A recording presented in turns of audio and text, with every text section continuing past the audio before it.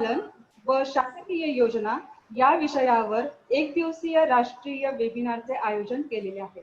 या वेबिनारसाठी झूम प्लॅटफॉर्मच्या माध्यमातून सर्व सहभागी झालेले रिसोर्स पर्सन, प्राध्यापक, विद्यार्थी, शेतकरी व आदरणीय प्राचार्य या सर्वांचे मी डॉक्टर पल्लवी खैरमोडे सहर्ष स्वागत करते। मी प्राणीशास्त्र विभागाचे विभाग प्रमुख श्री विजय रानभरे सर यांना विनंती करते की त्यांनी वेबिनारचे प्रास्ताविक व प्रमुख पाहुण्यांचा परिचय करून द्यावा। Good morning. कार्यक्रमाचे अध्यक्ष व सगामा कॉलेज कराडचे प्राचार्य डॉक्टर मोहन राजमानी साहेब, प्रमुख वक्ते श्री बिपिन जगताप सर, उपकार्यकारी अधिकारी महाराष्ट्र राज्य खादी व ग्रामोद्योग महामंडळ मुंबई, सगामा कॉलेजचे IPSC प्रमुख डॉक्टर कल्याण शेट्टी सर, सर्व विभाग प्रमुख, सर्व व्हर्च्युअल पार्टिसिपंट, तुम्हा सर्वांचे zoology department, biotech department, IQSC HM college Karad संयुक्त विद्यमाने आयोजित one day webinar on bee keeping and government schemes मध्ये हार्दिक स्वागत करतो। विद्यार्थ्यांच्या हितासाठी तसेच त्यांच्या सर्वांगीण विकासासाठी वेगवेगळे शैक्षणिक उपक्रम राबवले पाहिजे असा ध्यास असणारे आमचे प्राचार्य मान्य डॉक्टर राजमानी साहेब यांच्या मार्गदर्शनातूनच हा वेबिनार संपन्न होत आहे। बी कीपिंग किंवा मधमाशा पालन हा महाराष्ट्रामध्ये पारंपरिक व्यवसाय नाही, परंतु पंजाब, हिमाचल प्रदेश अशा राज्यामध्ये हा प्रमुख शेतीपूरक व्यवसाय म्हणून मोठ्या प्रमाणात प्रचलित आहे। निसर्गामध्ये वनस्पती व पिकांचे पॉलिनेशन किंवा परागीभवनामध्ये मधमाशांचा मोठा वाटा असतो। किंबहुना आपणास 25% जास्त अन्न निव्वळ मधमाशामुळेच उपलब्ध होत असते। मधमाशा पालन उद्योगामध्ये 10,000 कॉलनी मेंटेन करण्यासाठी जवळजवळ 3 लाख लोकांची गरज भासते। तसेच त्यासाठी लागणारी सामग्री किंवा इक्विपमेंट्स तयार करण्यासाठी अप्रॉक्सिमेटली 75,000 लोकांची गरज भासते। त्यामुळे मधमाशा पालनातून तरुणांना मोठ्या प्रमाणात उद्योग मिळू शकतो। तसेच त्यामध्ये माशा पालनातून तरुणांना इनोव्हेशन अँड स्टार्टअप बिझनेसमध्ये याद्वारे त्यांचे बिझनेस सुरू करू शकतात। भारतामध्ये 15 लाख कॉलनीमधून मध किंवा हनी अंदाजे 52,000 टन्स मधून दरवर्षी 250 करोड रुपये एवढा मध एक्सपोर्ट केला जातो। आणि मधापेक्षाही महाग बी वॅक्स, बी पोलन, बी व्हेना किंवा रॉयल जेली हे आपल्याला बी कीपिंग मधून उपलब्ध होत असते। मध्यंतरी माझ्या वाचनात असे आले की जपानने रोबोट बी तयार केला व त्याची उपयुक्तता ते तपासत आहे, परंतु मला शंका आहे तो निसर्गातील मधमाशीची जागा घेऊ शकेल किंवा नाही। प्रसिद्ध शास्त्रज्ञ आइन्स्टाईन यांनी लिहून ठेवले आहे की ज्या दिवशी पृथ्वी तलावरून मधमाशा नष्ट होतील त्यानंतर 4 वर्षे सुद्धा मानव पृथ्वीवर जगणार नाही। म्हणूनच महाराष्ट्रामध्ये मधमाशा पालन सर्वसामान्यांपर्यंत पोहोचावा हेच उद्दिष्ट ठेवून आजचा हा मधमाशा पालन व सरकारी योजना हा वेबिनार आयोजित केला आहे। आजचे आपले वक्ते श्री बिपिन जगताप सर हे उपकार्यकारी अधिकारी महाराष्ट्र राज्य खादी व ग्रामोद्योग महामंडळ मुंबई येथे कार्यरत असून ऑर्गनायझेशन अँड पर्सनल ग्रोथ हेच उद्दिष्ट ठेवून ते काम करत आहेत। त्यामुळे बी कीपिंग संदर्भातील बऱ्याच कोर्सेस त्यांनी तयार केलेले आहेत। त्यापैकी काही पुढील प्रमाणे various courses subjected on beekeeping held by National Bee Board and CBRTR, 7 days course on rural development in NIR, that is National Institute in Rural Development, Hyderabad, various administrative training at Yashoda, Pune.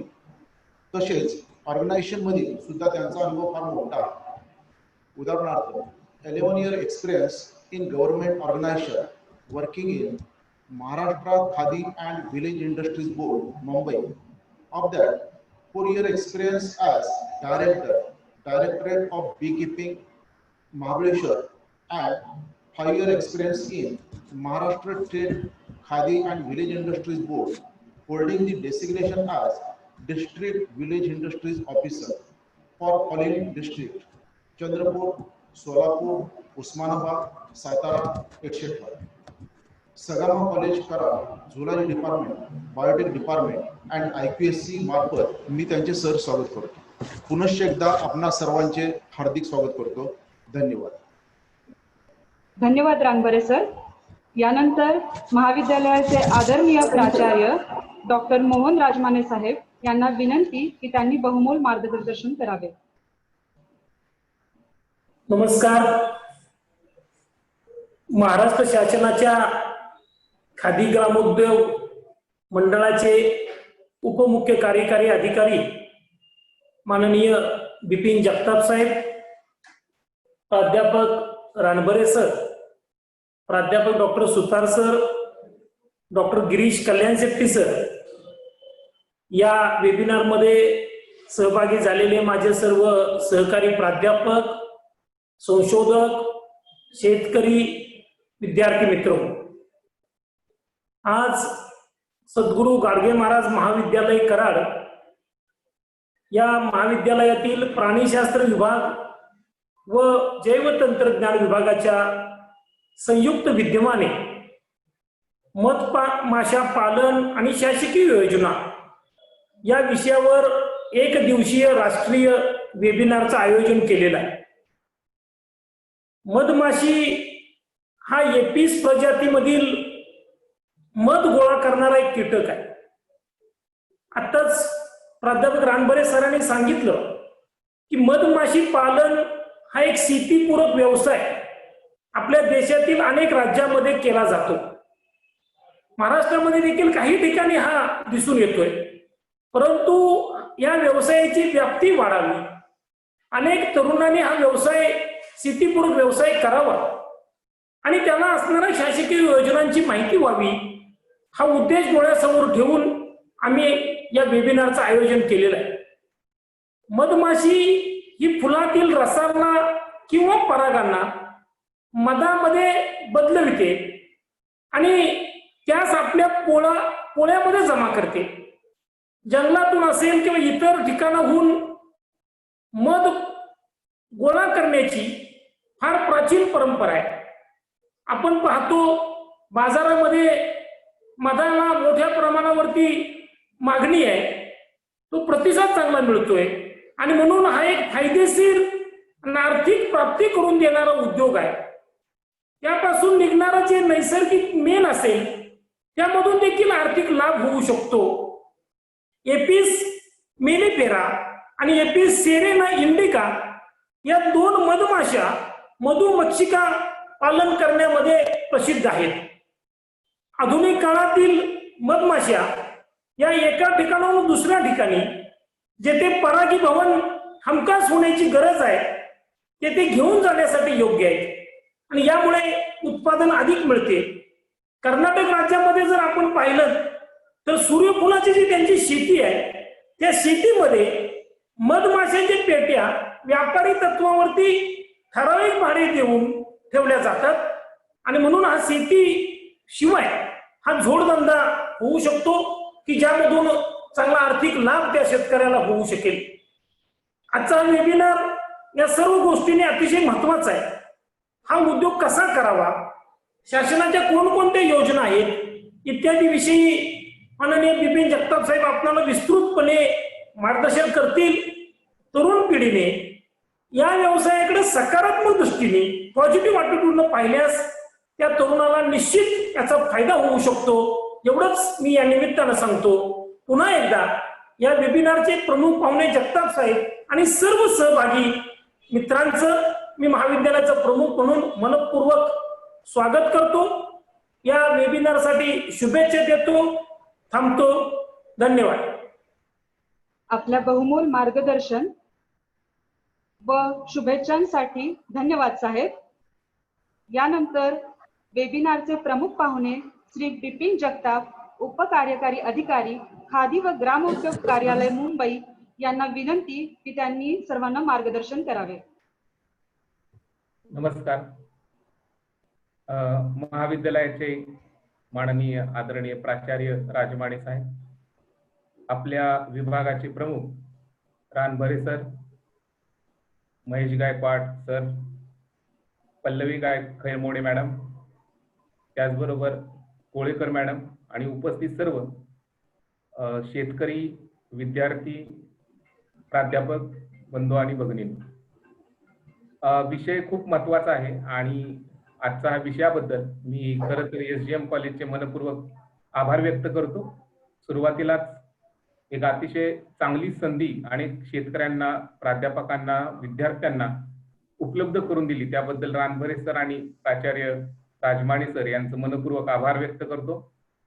एक महत्वाचा विषय जो आज आपल्या सगळीकडं चर्चेला जातो, बोललं जातं. आज आपण बघतो की मागच्या 4 महिन्यापासून आपण कोरोनासारख्या एका जागतिक महामारी बरोबर लढा देत आहोत. त्या विषाणूच्या प्रादुर्भावाने अनेक उद्योगधंदे आज बंद होण्याच्या मार्गावर आहेत. काही उद्योगधंदे मंदीच्या लाटेमध्ये अडचणीत आलेले आहेत. मात्र या अतिशय मोठ्या संकटात सुद्धा काही संधी चालून येत असतात आणि ही संधी आज मोठ्या प्रमाणात आपल्याकडे चालून आलेली आहे. विशेष महत्वाची गोष्ट अशी आहे की काही दिवसापूर्वीच आपल्या भारत देशाचे माननीय पंतप्रधान नरेंद्र मोदी साहेब यांनी एक गोष्ट सांगितली होती की आता लोकलला आपल्याला ग्लोबल करायचं आहे आणि ज्या गोष्टी गावात असतात त्या फार मोठ्या जागतिक पातळीवरती घेऊन जाण्यासाठी गावातल्या लोकांना सहकार्य करायचं आहे. आणि आपलं आश्चर्य वाटेल की अनेक गोष्टीत काही पॅकेजेस जाहीर झाली. मागच्या काळामध्ये मधमाशा या विषयावरती 500 कोटी रुपये एवढं मोठं पॅकेज आज गव्हर्नमेंट ऑफ इंडियाने डिक्लेअर केलेला आहे आणि मला अतिशय आनंद वाटतो की त्याच्यात फार मोठ्या म्हणजे जवळपास आपण 100 कोटी रुपये महाराष्ट्रासाठी मिळावेत यासाठीची सुद्धा प्रयत्न करत आहोत की ह्याच्यामध्ये, कारण महाराष्ट्राचा वाटा मोठा आहे, महाराष्ट्रामध्ये विविधता आहे आणि म्हणून या जास्तीत जास्त लोकांना ह्या गोष्टीचा लाभ भेटावा, या शेतकऱ्यांना आपल्या हा एक शेतीपूरक म्हणण्यापेक्षा एक मुख्य व्यवसाय म्हणून काम करता यावं यासाठीचा प्रयत्न आपल्या स्तरावर सुरू आहे. आणि मला मनापासून आनंद वाटतो की आपण ज्यावेळेस माझा अनुभव जो आहे तो 4-5 वर्ष मी मध संचालनालयाला डायरेक्टर म्हणून काम केलं आहे आणि मुळातच मी BSc आहे आणि मला पण अप्लाइड झुलॉजी मध्ये हा मधमाशा किंवा बी किपिंग हा सब्जेक्ट होता. आश्चर्य या गोष्टीचं वाटतं की योगायोगाने ज्यावेळेस मी त्या कार्यालयात गेलो त्यावेळेस मला लक्षात आलं की मधमाशा हा कीटक जागतिक स्तरावरती अतिशय मोठा आहे. जागतिक स्तरावरती याची प्रचंड, याच्या उत्पादनांना, ह्याच्या सगळ्या गोष्टींना प्रचंड मागणी आहे आणि ह्या उद्योगाकडे बऱ्यापैकी आपलं दुर्लक्ष होतं. आपण अनेक गोष्टीत शेतीपूरक म्हटलं की अनेक गोष्टींना पूरक म्हटलं की आपण त्याच्याकडे फारसं लक्ष देत नाही. उदाहरणार्थ आपण कोंबड्या पाळतो, कुक्कुटपालन म्हणत नाही आपण, आपल्या घरगुती 4-2 कोंबड्या पाळून आपण त्याचं पूरक म्हणून व्यवसाय करतो. आपण 1-2 शेळ्या पाळतो आणि पूरक म्हणून व्यवसाय करतो, पण ते व्यवसाय म्हणून आपण करतच नाही. मग ते आपल्याला ठीक आहे त्याच्याबरोबर हे होऊन जाईल या दृष्टीनं करतो. आणि तशाच पद्धतीनं आपल्या देशात मधमाशांना शेतीपूरक म्हटल्यामुळे अनेकदा अशी अडचण होती की शेतकऱ्यांना वाटतं हा पूरक व्यवसाय, पण हा मुख्य व्यवसाय आहे हे आपल्या कधीच लक्षात आलेलं नाही. मग आणि सगळ्यात महत्वाची गोष्ट की ज्या शेतकऱ्यांनी या संदर्भात फार मोठ्या प्रमाणात एक मुख्य व्यवसाय म्हणून हा स्वीकारलेला आहे, ते शेतकरी आज लाखो रुपये कमवत आहेत आणि ते महाराष्ट्रातले, त्याचा मला अभिमान आहे आणि आनंद आहे. आणि ज्यावेळेस आपण ह्या मध संचालनालयामध्ये मी काम केलं आणि आपल्या महाराष्ट्रातल्या अनेक, म्हणजे मला आनंद वाटतो की अनेक जे प्राध्यापक आहेत किंवा जे कॉलेजेस आहेत ते माझ्याकडे त्या बी किपिंग सेंटरला भेट देण्यासाठी येत होते आणि त्याच्यामध्ये आमच्या बऱ्याच लोकांशी भेट झाली. रानभरे सर सुद्धा अशाच प्रसंगात माझी भेट झाली. आणि महत्वाची गोष्ट आहे की तिथं मला असं वाटायला लागलं की लोकांना ही फार महत्वाची जी इन्फॉर्मेशन आहे लोकांपर्यंत ही जात नाही. हा उद्योग म्हणून जोपर्यंत सिद्ध होत नाही तोपर्यंत खऱ्या अर्थाने महाराष्ट्रात मधमाशा पालन होणार नाही. व्यावसायिक मधमाशा पालन करणं फार गरजेचं आहे. आणि त्याच अनुषंगाने आपण गेल्या वर्षी म्हणजे 2018-19ला आपण एक महाराष्ट्र शासनाची फार मोठी स्कीम जी आहे, योजना जी आहे, मध केंद्र योजना, आणि आश्चर्य वाटेल की अख्खी योजना आपण फार व्यवस्थित त्याचं स्ट्रक्चर बनवलेलं आहे, त्याचं धोरण, मला आनंद वाटतो की त्या सगळ्या धोरणामध्ये जी ढाचा मी बनवून दिला होता आणि जो मंत्रिमंडळाच्या समोर मी सादर केला आणि त्या तत्कालीन मुख्यमंत्री माननीय देवेंद्रजी फडणवीस साहेब आणि त्या सगळ्यांनी तो अत्यंत आनंदाने एकमुखाने सांगितलं की ही योजना यापूर्वीच आणणं फार गरजेचं होतं, तर ही खूप उशीर झाली, परंतु याच्यामध्ये आता 50% अनुदान देणं गरजेचं आहे. आणि आश्चर्याची गोष्ट म्हणजे अख्ख्या देशामध्ये 50% अनुदान असणारी योजना मधमाशा पालनावरती नाही, जी महाराष्ट्र शासनाने मंजूर केली.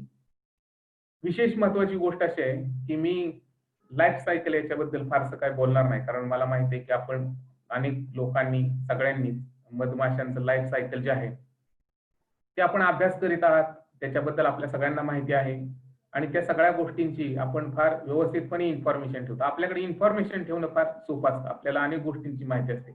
आपल्याकडे गुगल आहे, अनेक गोष्टी आहेत, त्याच्यावरून आपण अनेक गोष्टींचा शोध लावतो, अनेक बघतो, परंतु ऍक्शन मध्ये आपण बऱ्याचदा येत नाही. आपण शेतकऱ्यांना पण मला विनंती करायची, जे शेतकरी आपल्या या सगळ्या सहभागी झाले, तुम्ही सगळ्या गोष्टी माहिती असतात तुम्हाला, पण तुम्ही करत नाही.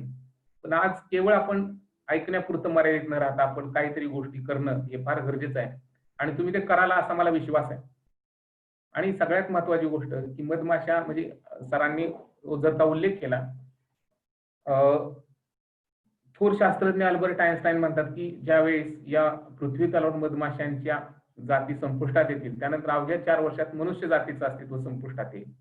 एवढं मोठं वक्तव्य एखादा महान शास्त्रज्ञ करतो, त्याच्या मागे काहीतरी कारण असणं फार आवश्यक आहे. आणि ते कारण असं होतं की ज्यावेळेस मधमाशांचं सगळ्यात महत्वाचं काम आहे तर पॉलिनेशन, परपरागीकरण, आणि पॉलिनेशन नाही झालं तर 80% पिकांना फुले येतील, पण फुलांचं रूपांतर फळात होणार नाही आणि पर्यायाने फार मोठ्या तोट्याला, फार मोठ्या अन्नधान्याच्या तुटवड्याला आपल्याला सामोरे जावं लागेल.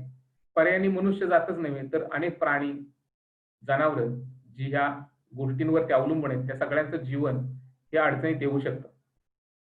आपल्या सगळ्यांना माहित असेल कदाचित की खूप मोठ्या प्रमाणात आज शेतकऱ्यांच्या म्हणजे आपण अनेकदा असं विचार करतो की आपण फार मोठ्या काळात जगतो आहोत, आपण फार टेक्नॉलॉजीच्या काळात जगतो आहोत, पण अनेक गोष्टी ज्या आहेत त्या आपल्यापासून लांब जात आहेत आणि त्यातली एक महत्वाची गोष्ट आहे मधमाशांची. आणि मला खेद वाटतो हे सांगताना की मी आणि वैशिष्ट्य असं आहे की मी अख्ख्या महाराष्ट्रामध्ये सगळ्या जंगलात फिरलोय. राधानगरी कोल्हापूरच्या असेल, सगळा जिथं जिथं मधमाशा आहेत, म्हणजे उदाहरणार्थ खोपो, राधानगरीचं जंगल आहे, डहाणू असेल, पालघर असेल, चंद्रपूर आहे, गडचिरोली आहे, मेळघाट आहे, असा एक बी भाग नाही की जिथं मी जाऊन या संदर्भातली माहिती घेतली नाही किंवा तिथं जाऊन तिथल्या लोकांना भेटलो नाही. तर खूप वर्ष हा लोकांचा पारंपरिक व्यवसाय होता. आपलं आश्चर्य वाटेल की महाबळेश्वरमध्ये 400 ते 500 लोक या व्यवसायाशी निगडीत आहेत, परंतु आता ते थोडं त्यापासून लांब जावं लागले. आपला आनंद वाटेल की कोल्हापूरच्या जी काही भुदरगड असेल, राधानगरी असेल किंवा हे जे तालुके आहेत इथं खूप मोठ्या प्रमाणात म्हणजे विशेष म्हणजे अख्ख्या भारतातली मधमाशा पालन करणारी शेतकऱ्यांची एक सोसायटी महाबळेश्वरला आहे. त्याचं नाव मधुसागर संस्था आहे आणि त्याच्यामध्ये जवळपास 1000 शेतकरी मधमाशा पालन करणारे, मधमाशा पालक शेतकरी त्याचे सभासद आहेत. अशा 2 सोसायट्या कोल्हापूरमध्ये होत्या आणि आपला खूप म्हणजे आश्चर्य वाटेल की अख्ख्या भारतामध्ये सगळ्यात अगोदर मधमाशा पालन हे महाराष्ट्रातल्या महाबळेश्वरला आणि कोल्हापूरमध्ये सुरू झालं आणि नंतर ते सगळीकडे पसरलं. त्याचं मेन कारण पण असंच होतं की महाबळेश्वरमधले जे जंगल आहे त्याच्यामध्ये खूप मोठ्या प्रमाणात, आता सांगितलं की ऍपिसिया जातीमधल्या ह्या सगळ्या मधमाशा, ज्याच्यामध्ये ऍपिसेराना इंडिका, ऍपिस मेलिफेरा या आपण मधमाशांचं पालन करतो.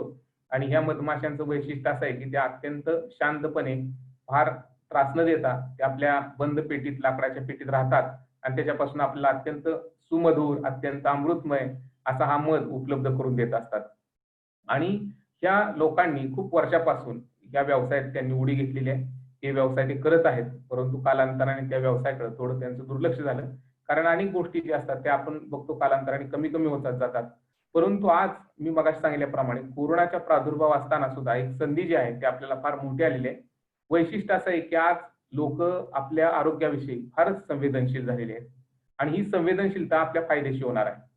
तुम्हाला विश्वास नाही बसणार, पण सगळ्याकडून मला रोज, आजही, आता मी जवळपास 4 वर्ष झालं किती आता संचालक या पदावरून आता दुसऱ्या पदावरती आहे, परंतु आनंदाची गोष्ट आहे की मला रोज किमान 3-4 फोन येतात की आम्हाला शुद्ध मध कुठे आहे तो सांगा, आम्हाला मधमाशांच्या पेट्या कुठे आहेत ते सांगा. म्हणून मी आज जी बोलणार आहे आपल्याशी ते स्पेशली मधमाशा पालन हा एक बिझनेस आहे, तो एक उद्योग आहे. त्याच्या माध्यमातून आपण एक प्रगती करू शकतो. मधमाशा या केवळ पूरक म्हणून नाहीये, तर त्या कृषीलक्षी म्हणून त्यांना जपणं आवश्यक आहे. त्यांच्यावर प्रेम करणं गरजेचं आहे, त्यांचं संवर्धन करणं गरजेचं आहे, त्याचं संरक्षण करणं गरजेचं आहे. आपल्या वेबिनारमध्ये जवळपास 175-200 लोक आज सहभागी आहेत, पण मला विनंती आहे की आपण एक लक्षात घेतलं पाहिजे की मधमाशा पालन नाही करता आलं तरी कदाचित आपल्याकडून मला ते छान वाटेल, परंतु मधमाशा जर कोणी पोळत असेल, कोणी जाळत असेल, त्यांचं घर नष्ट करत असतील, त्यांना मारत असेल, त्यांना कीटकनाशक फवारणी करून बऱ्याचदा शहरामध्ये मारत आहेत, तर या सगळ्या गोष्टी आपण थांबवल्या पाहिजेत. किमान आपण माणूस म्हणून याच्याकडे संवेदनशील बघितलं पाहिजे. आणि आता सांगितल्याप्रमाणे की मधाला प्रचंड मागणी आहे, जगभर मागणी. मधच नाहीये तर मेणाला प्रचंड मागणी. मध, मेण, रॉयल जेली, पराग, मधमाशांचं विष या सगळ्या गोष्टींना खूप मागणी आहे. विशेष म्हणजे मधमाशांना पण प्रचंड मागणी. आज सगळ्या शेतकऱ्यांना मधमाशांची पोळी आवश्यक आहे.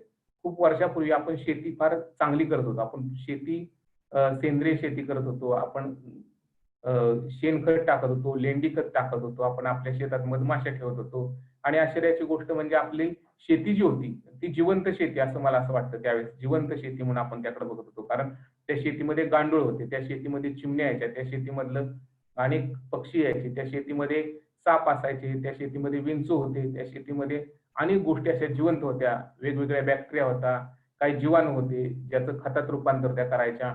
आणि ही शेती ज्यावेळेस आपण बघतो की ज्यावेळेस आपण प्रचंड त्यात खतं टाकायला सुरुवात केली, त्या शेतीमध्ये आपण मुबलक प्रमाणात कीटकनाशक मारायला सुरुवात केली, आणि जी शेती जिवंत होती ती हळूहळू आपण नापिकीकडे घेऊन चाललो का काय, अशी शंका निर्माण होते. खूप वर्षापूर्वी एका पिढीकडून दुसऱ्या पिढीकडे सगळ्यात मोठं वारसा हक्काने काय मिळत होतं, तर शेती मिळत होती. आणि आज आश्चर्याची गोष्ट अशी आहे की आपण शेती जी आहे, म्हणजे मी बारामती तालुक्यातील आहे आणि माझ्या गावातून फार मोठी नदी नीरा नदी वाहते. माझ्या आजूबाजूला 2-3 साखर कारखाने आहेत. आणि त्याच्यात आश्चर्याची गोष्ट अशी आहे की त्या आजूबाजूची सगळी शेती आहे ती शेती फार मोठ्या प्रमाणात क्षारयुक्त झालेली आहे. आणि आश्चर्याची गोष्ट की काही वर्षांनी त्याच्यामध्ये गवतही उगवणार नाही. तर असं भाकीत अनेक शास्त्रज्ञ किंवा मृदाशास्त्रज्ञ करतात. त्याचं आश्चर्य वाटतं की एका पिढीने दुसऱ्या पिढीला काय वारसा हक्कात दिलं होतं, तर शेती. आणि ती शेती आपण एका पिढीकडून दुसऱ्या पिढीला देत आहोत, ती अतिशय क्षारयुक्त शेती. म्हणून शेतीला जिवंत करण्यासाठी, मातीवरती प्रेम करण्यासाठी, ती माती जिवंत करण्यासाठी त्या शेतीमध्ये पुन्हा एकदा गांडूळ आले पाहिजे, पुन्हा एकदा ती भुसभुशीत झाली पाहिजे, पुन्हा एकदा मधमाशांसारखे जे कीटक आहेत, जे फार हक्काचे कीटकनाशक न मारता आपण त्यांना राबवलं पाहिजे. आणि सगळ्यात महत्वाची गोष्ट की ते मधमाशा जोपर्यंत आपल्या शेतीत येत नाहीत तोपर्यंत आपलं शेती उत्पादन वाढणार नाही. म्हणून शेतीला जर पूरक म्हणण्यापेक्षा अत्यंत हक्काचं पॉलिनेशन करणाऱ्या जर कोणता कीटक असेल तर तो आहे मधमाशी. आणि मधमाशांची संख्या आज झपाट्यानं कमी होत आहे. त्याचं आपल्या सगळ्यांना आश्चर्य वाटलं पाहिजे की ही जर संख्या अशीच राहिली तर आपण एक मोठा कीटक, एक मोठा पॉलिनेटर आपल्या या आजूबाजूच्या गोष्टीतून संपवत आहोत. आणि ती संपू नये यासाठीच हे वेबिनार आहे, असं माझं मत आहे. आणि तुम्ही सगळे लोक खूप संवेदनशील आहात, कारण विषय वाचल्यानंतर सुद्धा आपल्या सहभागी व्हावंसं वाटतं. हीच एका निसर्गाकडे जाण्याची वाटचाल आहे, निसर्गावरती प्रेम करण्याची वाटचाल आहे, निसर्गाचं संरक्षण, त्याचं संवर्धन करण्याची आपल्या मनातला सतत विवेकबुद्धी जागृत असण्याचा हा हेतू आहे, असं माझं प्रामाणिक मत आहे. म्हणून मधमाशा याच्यामध्ये आपण काही गोष्टी बोलूया. सगळ्यात महत्वाची गोष्ट आहे की मधमाशांमध्ये आज आपण बघतो की ॲपिस मेलिफेरा ही युरोपियन मधमाशी आहे, इटालियन मधमाशी आहे. तिची सुरुवात आपल्याकडे झाली होती, परंतु आपल्याला त्या मधमाशीला खूप मोठ्या प्रमाणात खाद्य लागतं आणि तिला खूप फुलोरा लागतो. खूप चांगल्या प्रकारे ती वाढत नाही. वाढली तर तिला खूप चांगल्या प्रकारचं खूप मोठ्या प्रमाणात फुलोरा लागतो. उदाहरणार्थ सूर्यफूल असेल किंवा ही जी आहेत फुलं, त्याच्यावरती ती जास्त काम करते आणि त्या फुलोऱ्यासाठी तिला मायग्रेशन करावं लागतं, म्हणजे स्थलांतर करावं लागतं एका ठिकाणाहून दुसऱ्या ठिकाणी. दुसरी जी आपली लोकलची मधमाशी आहे तिला ॲपिस सिराना इंडिका म्हणतात. आणि ही जी आहे मधमाशी ही आपल्या कुठे सापडते, तर आपल्याला ही सापडते पश्चिम घाटामध्ये. ही सापडते आपल्या आजूबाजूच्या अनेक शेतांमध्ये. 7 पोळी बांधते, 7 पोळी बांधून अंधाऱ्या ठिकाणी राहते. आपल्याकडचे जे टेक्निकल पर्सन्स असतात की लोक त्या व्यवस्थितपणे मधमाशी काढून आपल्या पेटीत ठेवतात आणि ती जिथं पाहिजे तिथं नेऊन ठेवतात. ॲपिस मेलिफेरा, ॲपिस सिराना इंडिका, ॲपिस जी डोरसाटा जी आहे आग्या मधमाशा, ती एक मधमाशांची जात आहे. त्याच्यामध्ये एकूण 5 जाती आहेत. त्यात मी पहिली आपल्याला सांगितली की ॲपिस मेलिफेरा, ॲपिस सिराना इंडिका, ॲपिस डोरसाटा, ॲपिस फ्लोरिया. फ्लोरिया म्हणजे अतिशय छोटीशी मधमाशी असते जी आपल्या अनेक लोकांना आपल्या आजूबाजूला शेतामध्ये जी छोटी पोळी असतात किंवा जी एकदम एवढी छोटी पोळी आपण बऱ्याचदा तीच पोळी खातो आणि ती ॲपिस फ्लोरिया जातीची मधमाशी. काही ठिकाणी तिला आग्या मधमाशी, छोटीशी फ्लोरी मधमाशी म्हणतात. काही ठिकाणी अशी वेगवेगळी नाव आहेत तिची. आणि चौथी 5वी जात आहे ती ॲपिस ट्रायगोना स्पेसिस, जी अतिशय छोटी असते, चिलटासारखी असते आणि तिचं वैशिष्ट्य आहे की ती अशी पिरॅमिड सारखं घर बांधते. आणि ह्या मधमाशा असतात ह्या अशा गोल घरं बांधतात किंवा 7 पोळी बांधून सातेर राहते, तशीच 8-10 पोळी बांधून मेलिफेरा राहते. परंतु ही जी ऍपिस फ्लोरिया जातीची मधमाशी आहे ती छोटीशी पोळी बांधते आणि ती राहते. आपल्याकडे याच्यामध्ये ऍपिस ट्रायगोना स्पेसिस आहे. आता वैशिष्ट्य बघा निसर्गाचं सुद्धा, की आश्चर्याची गोष्ट अशी आहे, जिथून म्हणजे सिंधुदुर्ग पासूनच्या काही भागापासून तुमच्या सगळ्या प्रश्नांची उत्तर काही लोक एक्सपोर्टर मार्केटिंग याबाबत बोलतायत, पण मी आपला काही वेळ नक्की देईन शेवटच्या सेशन मध्ये. मी अगोदर पण सांगितलंय आपल्याशी नक्की मला बोलायला आवडेल, मग त्यावेळेस आपण एक प्रश्न घेऊया. पण ही जी आपण सातेरी मधमाशेबाबत बोलत आहोत, ज्याला आपण सातपुडी मधमाशा काही ठिकाणी म्हणतात, ही जी आहे ना सिंधुदुर्ग पासून अगदी धुळ्यापर्यंत पश्चिम घाट आपल्याला पसरला आहे. एकूण पश्चिम घाटामध्ये आपले 12 जिल्हे आणि 63 तालुके येतात. आणि ह्या पश्चिम घाट ही योजना, ही पण योजना एक होती काही वर्षापूर्वी जी मधमाशांसाठी स्पेसिफिक बनवली होती. पण ही जी टप्पा आहे याच्यामध्ये सातेरी मधमाशा खूप मोठ्या प्रमाणात सापडतात. आणि ह्या मधमाशा असतात त्या 7 पोड्या बांधून त्या राहत असतात आणि त्या भागातील लोक या मधमाशा पाळतात. वैशिष्ट्य असं आहे की आता मेलिफेरा जातीच्या मधमाशा आहेत त्या आपल्या मराठवाड्याकडच्या काही भागातील लोक, उदाहरणार्थ बुलढाणा, अकोला, लातूर, उस्मानाबाद या भागातली काही लोक उद्योग म्हणून करतायत आणि ती यशस्वीपणे करतायत. त्यांची मी उदाहरणं आणि नावं पण नंतरच्या टप्प्यात देईन. तिसरी महत्वाची गोष्ट आहे की जसं मी सातेरी सांगितलं पश्चिम घाटात आहे, तशीच ती तिकडे चंद्रपूरकडे पण आहे, गडचिरोलीकडे पण आहे, जंगलाच्या काही भागात आहे. म्हणजे थोडक्यात काय आपल्या लक्षात येईल की सातेरीचा जो उगम मूळ स्थान आहे ते आपल्या पश्चिम घाटात आहे, तसे ते चंद्रपूरच्या आणि गडचिरोलीच्या आणि मेळघाटच्या पण जंगलात आहे.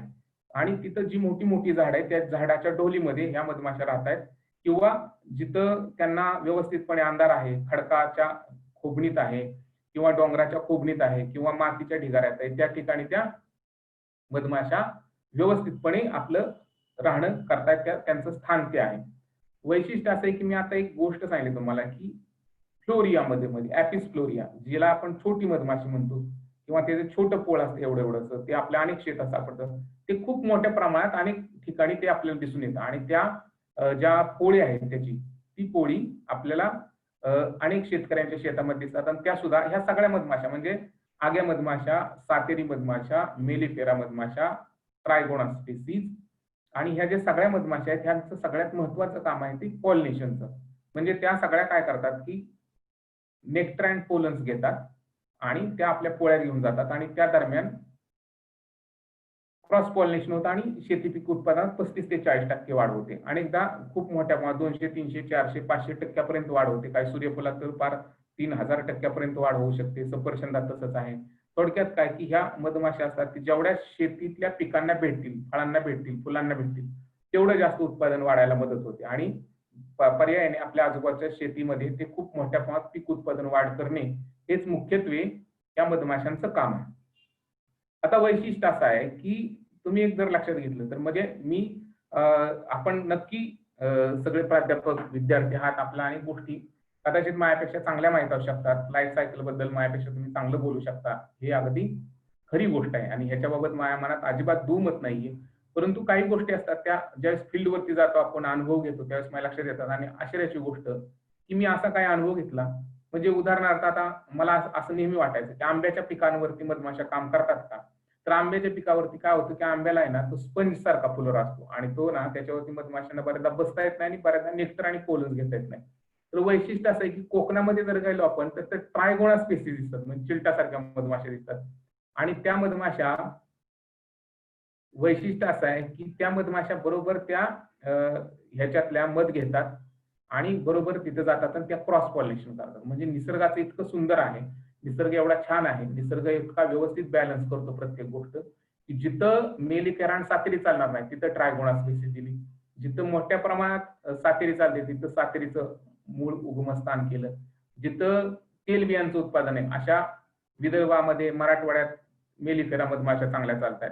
आणि सगळ्यात महत्वाची गोष्ट की गडचिरोली, चंद्रपूर, विदर्भातल्या अनेक जिल्ह्यामध्ये सातेरी मधमाशा चांगल्या प्रकारचं काम करतात. तर ह्या सगळ्या गोष्टींचं वैशिष्ट्य असं आहे की या मधमाशा आपल्याला व्यवस्थितपणे हक्काने आपल्या पेटीमध्ये बंदिस्त करून खूप व्यवस्थितपणे त्याचा उद्योग म्हणून काम करता येऊ शकतं. आता सगळ्यात महत्वाची गोष्ट अशी आहे की अनेक लोक, आता मी डिस्ट्रिक्ट ऑफिसर विलेज इंडस्ट्री म्हणून ग्रामीण उद्योगासाठीचा डिस्ट्रिक्ट ऑफिसर म्हणून पण काही वर्ष काम केलं. तर त्याच्यामध्ये खूप लोक यायचे, मला विचारायचे की आम्हाला उद्योग करायचा आहे. तर मी म्हणायचो ठीक आहे, उद्योग करायचा तर तुमच्याकडे काय पाहिजे? एक तर जागा पाहिजे, तुमच्याकडे भांडवल पाहिजे, तिसरी गोष्ट की तुमच्याकडे पाणी पाहिजे, इलेक्ट्रिसिटी पाहिजे, आणि अशा काही गोष्टी पाहिजेत की ज्याच्या माध्यमातून तुमच्याकडे मशिनरी पाहिजे, जेणेकरून तुम्हाला तुमच्या उद्योग पॅकेजिंग एक्सपोर्ट व्यवस्थित करण्यासाठी या सगळ्या गोष्टी मदत पडतील. ज्यावेळेस मधमाशा पालनासाठी मी म्हटलं प्रश्न आपल्याला नक्की मी उत्तर देईन त्याची. तर ह्या मधमाशा पालनासाठी खूप लोक असं मला विचारायचे की आम्हाला ह्याच्यामध्ये काय गरज आहे. तर अनेक लोकांना असं वाटतं की माझ्याकडे शेती नाही, माझ्याकडे खूप पैसे नाही, माझ्याकडे मोठी यंत्रसामुग्री नाही, तर आम्ही मधमाशा पालन कसं करावं? एकदम साधं सोपं आहे. भूमिहीन शेतकरी असेल, खूप मोठ्या प्रमाणात भांडवल नसेल, काहीही नसेल, पण इच्छाशक्ती असेल तर आपल्याला मधमाशा पालन करता येऊ शकतं. हे मी अगदी अनुभवातून धाडसाने सांगतोय तुम्हाला. सगळ्यात महत्वाची म्हणजे आज शेतकऱ्यांना मधमाशांची खूप आवश्यकता आहे आणि शेतकऱ्यांना मधमाशा सहजासहजी उपलब्ध होत नाहीत. त्याच्यामुळे आपण ज्या शेतकऱ्यांना मधमाशा पाहिजे त्या शेतकऱ्यांना मधमाशा देऊ शकता. उदाहरणार्थ माझ्याकडे राजू कानवडे म्हणून मुलगा आहे अहमदनगरचा, आणि दुसरा पण एक आहे, त्याचं नाव मला आता सहजासहजी आठवत नाही, पण औरंगाबादचा. दोन्ही मुलांनी फक्त काय करतायत तर 1 ते 1,500 रुपये भाडे घेतात आणि मधमाशा शेतात भाड्याने देतात. हा एक मोठा बिझनेस त्यांचा आहे. महिन्याला सरासरी 50-60 हजार रुपये त्यांना भेटतात आणि ते मागच्या कित्येक वर्षापासून डाळिंब उत्पादक शेतकरी असतील, फळबागांचे शेतकरी असतील, शेवग्याचे शेतकरी असतील, त्या सगळ्या शेतकऱ्यांना ही लोक पेट्या भाड्याने देण्याचा व्यवसाय करतात आणि 50-60 हजार रुपये या गोष्टीपासून मिळवतात. आणि वैशिष्ट्य असं आहे की या मुलांनी हा एक वेगळा व्यवसाय सुरू केला की त्यांनी असं लक्षात आलं की केवळ मध आणि मेण काढण्यापेक्षा आपण पेट्या भाड्याने देण्याचा सुद्धा व्यवसाय करू शकतो. म्हणजे आपल्याकडे शेती असण्याची आवश्यकताच नाही, आपण तर शेतीत आपल्या स्वतःच्या ठेवण्याच्या दुसऱ्या शेतीत पण हा व्यवसाय म्हणून उद्योग उभा करू शकतो किंवा तिथं आपण पेट्या ठेवू शकतो. मधमाशा पालनामध्ये आपण मी म्हटलं की खूप मोठं भांडवलाची गरजच नाही. 4-5 हजार रुपयाला एक मधमाशाची पेटी मधमाशांसह सरासरी 50 हजार रुपये असतील तर आपण 10 पेट्यांचं काम सुरू करू शकतो. आणि त्याच्यात आता महाराष्ट्र शासनाची जी मध केंद्र योजना आहे त्याच्यामध्ये आपण 50% अनुदान देत आहोत. म्हणजे 25,000 रुपये आपला एका छोट्या उद्योगासाठी सुरू करणं गरजेचं आहे. त्याच्यामध्ये आपण मोफत प्रशिक्षण देत आहोत 10 दिवसाचं, अगदी राहण्या खाण्यासह. वैशिष्ट्य असं आहे की इतकं सगळं करत असताना म्हणजे आपला भांडवलाची गरज नाहीये, इलेक्ट्रिसिटी लाईटची आवश्यकताच नाहीये की मध काढण्यासाठी एक यंत्र लागतं तर ते एकदम छोटे यंत्र आहे, त्याला कुठल्याही विजेची गरज नाहीये. तिसरी महत्वाची गोष्ट की मी सांगितलं की भांडवल नाही लागत, खूप मोठ्या प्रमाणात त्याला आपल्याला जमीनची आवश्यकता नाही, पाण्याची आवश्यकता नाही. मधमाशा त्यांचं पाणी स्वतः अवेलेबल करतात किंवा ते शोधतात. तिसरी महत्वाची गोष्ट की याच्यामध्ये कच्चं जी गोष्ट आहे किंवा कच्चा माल जो आहे तोही काय गरजेचा नाही, कारण जिथं तुम्ही मधमाशा ठेवाल तिथंच मधमाशा आपला माल शोधतात. आपण ताजी फळं ताजी फुलं त्यांना आवश्यक आहे ती पॉलिनेशन साठी त्या जातात, त्यांचं नेक्टर जे पोलन्स आहेत ते घेऊन येतात आणि त्या त्यांचं काम सुरू करतात. म्हणजे थोडक्यात काय, केवळ व्यवस्थापन करणं हाच हा उद्योग आहे, दुसरं काही नाही. अनेक लोकांना काय वाटतं की मधमाशा आहेत तर मध देतात, मेण देतात, पण सगळ्यात महत्वाची लोकांच्या मनातली भीती आहे की मधमाशा चावल्यातच. पण आश्चर्याची गोष्ट अशी आहे की मधमाशांच्या विषाची किंमत आंतरराष्ट्रीय बाजारपेठेत कोट्यवधी रुपये आहे. आश्चर्याची ही गोष्ट आहे. आणि ह्या मधमाशांच्या विषाला प्रचंड मागणी. म्हणजे आमच्याकडे एक देवराज शर्मा म्हणून जे मोठे उद्योजक आहेत त्यांच्याकडे मी आता नुकताच लॉकडाऊनच्या आधी जानेवारीमध्ये एक दौरा केला होता. दिल्लीच्या जवळ ते उत्तर प्रदेशमध्ये आहेत आणि त्यांच्याकडे फार मोठ्या प्रमाणात एक आपल्याकडे साखर कारखाना असतो त्याचा मधाचा एवढा मोठा कारखाना आहे. आणि त्यांनी मला सांगितलं की 1 ग्रॅम विष मधमाशांचं मी 1,000 रुपयांनी घ्यायला तयार आहे तुमच्या महाराष्ट्रातल्या लोकांकडून. 1 ग्रॅम म्हणजे मधाच्या कितीतरी पट ह्याची किंमत आहे. ते म्हणले की हे विष संकलन करण्याचं सुद्धा आपण ट्रेनिंग त्यांना देऊ शकतो. आणि पोलन्सला प्रचंड मागणी आहे. मधाला आज मी महाबळेश्वरची पण काही सक्सेस स्टोरी सांगणार आहे. महाबळेश्वरमध्ये आज आपण ज्यावेळेस आपण 2012ला मी संचालक म्हणून गेलो त्यावेळेस आपल्या मधमाशा पालनाचा मधाचा दर जो होता तो 120 रुपये किलो एवढा शेतकऱ्यांना दिला जात होता. आणि आपल्याकडच्या कार्यालयाकडून खूप कमी विक्री शेतकऱ्यांच्या मधाची होत होती. मला लक्षात आलं की मध शुद्ध आहे. अनेक मोठ्या कंपन्या असतात त्या मध विकतात परंतु त्या शुद्धतेची हमी देतात न देतात, परंतु हा तर महाराष्ट्र शासनाचा मध आहे, अत्यंत शुद्ध आहे, अत्यंत चांगला आहे आणि किंमत फार कमी आहे. 200-250 रुपये सेलची किंमत होती आणि 120 रुपये लोकांना त्याचे मिळत होते. पर्यायाने लोक दुर्लक्ष करायची, कारण त्याच्यातून इतका मध कधी भेटणार आणि त्यातून त्यांना कधी परवडणार. आपण याच्यावरती काम केलं महाबळेश्वरला आणि मला लक्षात आलं की हे काम बिपिन जगताप एका व्यक्तीच नव्हतं, ते टीमचं काम होतं. सगळ्या लोकांनी मिळून ते काम केलेलं आहे. त्यावेळेचे तत्कालीन कोण आमचे सीईओ होते, त्यांचं हे काम असेल. मी केवळ त्याच्यातला एक घटक होतो. परंतु मला आनंद वाटतो की ज्यावेळेस आपण त्याच्यावर अभ्यास सुरू केला, ते सगळ्यात महत्त्वाची गोष्ट की आता कोणीतरी मला विचारलं की मार्केटिंगचं काय, तर मार्केटिंग खूप मोठ्या प्रमाणात मधमाशांना करावंच लागत नाही. मधाला मार्केटिंग जास्त गरजेचं सुद्धा नाही, कारण मध शुद्ध आहे हे एकदा लोकांना समजलं तर लोक आपल्याकडे लाईन लावून मध घेतात. आणि विशेष गोष्ट अशी आहे की आपण 120 रुपयाचा दर जो आहे तो शेतकऱ्यांचा दर आज आपण महाबळेश्वरला 400 रुपये पर केजी केलेला आहे. आणि सगळ्यात महत्वाची गोष्ट की ज्या कार्यालयाची विक्री मधाची जवळजवळ 20 वर्षापासून मी अभ्यास केला होता आणि 15-20 वर्षात लक्षात आलं की 7-8 लाखाच्या वरती विक्री नव्हती, त्याची विक्री आपण आपल्या काळामध्ये 1 कोटी रुपयापर्यंत वाढवली. आणि आनंदाची गोष्ट अशी आहे की त्याच्यातून होणारा नफा सुद्धा शेतकऱ्यांना वाटण्यात आला. आणि वैशिष्ट्य असे की माझ्यासमोर एरनेचे इथले एक शेतकरी, त्यांनी त्यांच्या मुलाला सांगितलं की तू आता पुण्यातल्या किंवा अशा मोठ्या शहरात काम करण्याची गरज नाहीये, तू परत ये, कारण आपल्या मधमाशांना 1 लाख 1.5 लाख रुपये आता चेक आपल्या हातात आलेला आहे. वैशिष्ट्य असं आहे की आनंदाची गोष्ट अशी आहे की लोकांचं स्थलांतर संपलं, मायग्रेशन संपलं, त्यांचं मधमाशांचं संवर्धन झालं, मधमाशांचं संरक्षण झालं, शुद्ध मध लोकांना मिळू लागला. आणि वैशिष्ट्य असं आहे की जे शेतकरी काबाड कष्ट करतायत, डोंगरदऱ्यात फिरतायत, त्या शेतकऱ्यांना जर 1 लाख 1.5 लाख रुपये मधमाशा पालनात मिळू लागले तर कितीतरी मोठ्या प्रमाणात शेतकरी ह्या सगळ्यात सहभागी होऊ शकतात. अनेक शेतकऱ्यांच्या पर्यंत हा विषय घेऊन जाऊ शकतो आपण. शेतकऱ्यांच्या आपण म्हणतो की आत्महत्या होत आहेत, शेतकऱ्यांच्या महाराष्ट्रात खूप मोठ्या प्रमाणात आत्महत्या वाढलेल्या आहेत. परंतु एसजीएम कॉलेज यांनी ज्याप्रमाणे आज हा एक अत्यंत सुंदर कार्यक्रम घेतला, तसाच आपण शेतकऱ्यांपर्यंत का घेऊन जाऊ शकणार नाही? असे अनेक महाविद्यालयांनी हा कार्यक्रम का आपण सुरू केला नाही पाहिजे? लोकांना आनंद, विशेष गोष्ट अशी आहे की लोकांना ही सगळी माहिती त्यांच्यापर्यंत पोहोचत नाही, म्हणून लोक आपल्याकडे बऱ्याचदा येत नाहीत. आणि त्यांना जर ही व्यवस्थित इन्फॉर्मेशन भेटली तर ती लोक नक्की करतील, याच्यावरती माझा विश्वास आहे. उदाहरणार्थ एक राहुल देवल म्हणून एक आहेत, ज्यांनी स्वतःचा ब्रँड केला. आणि एक साधं असं माझं व्याख्यान जसं आपण आज ऐकताय तसं एक मी सकाळसाठी व्याख्यान दिलं होतं पुण्यात. तो मुलगा तिथं होता आणि त्याला खूप आवडलं आणि त्यांनी मला सांगितलं की सर मला स्वतःचा उद्योग सुरू करायचा आहे, मला आपण मार्गदर्शन करा. आणि मला त्यावेळेस आपल्याकडे ट्रेनिंग सुरू नव्हतं, आपल्याकडे योजना नव्हती. तर मी त्याला सांगितलं तुमच्याच गावातले जर 5-25 शेतकरी तयार असतील तर मला सांगा, मी तुमच्या गावात येऊन आपण हे करू. तर त्यांनी सांगितलं की पण ह्याला योजनाचं ट्रेनिंगचे शासनाची योजना नाही तर आम्ही ट्रेनिंग कशी देणार, आम्ही ह्याचे पैसे कुठून लोकांचे घेणार? तर म्हणलं काही पैसे घ्यायची गरज नाहीये, माझं कामच आहे, आपण तिथं राहू 10 दिवस. मग मी माझ्या ऑफिसची माणसं मी स्वतः जाऊन त्यांना ट्रेनिंग दिली. आणि विशेष गोष्ट आहे की 20-25 लाख रुपये उलाढाल करणारा हा मुलगा आज मधमाशा पालन हा मोठा व्यवसाय सांभाळत आहे. विशेष गोष्ट की त्या गावातले अनेक लोक या उद्योगात उतरली. आणि अशी अनेक लोक, म्हणजे महाराष्ट्रात किती लोक सांगू तुम्हाला. लातूरला एक हकानी पठाण म्हणून एक मुलगा आहे, त्याच्याकडे 200-400 मधमाशांचे पेट आहेत, 5-25 लाख उलाढाल आहे. विद्यानंद हिरे म्हणून एक आहे, कालच त्याचं माझं बोलणं झालं, 250 मधमाशांचे पेट आहेत. त्यांनी खूप मोठ्या प्रमाणात आता बी किपिंग सुरू केलं आहे. बैरागी म्हणून एक आहेत, राजेंद्र बैरागी, बुलढाण्याचे. तर तो कॉम्प्युटर व्यवसाय बंद करून ह्या व्यवसायात उतरलाय आणि आता तो म्हणला की तणामध्ये तो मध गोळा करत आहे. तुळशीराम गाडेकर म्हणून अकोल्याचा मुलगा आहे, तोही अशा पद्धतीचं काम करत आहे.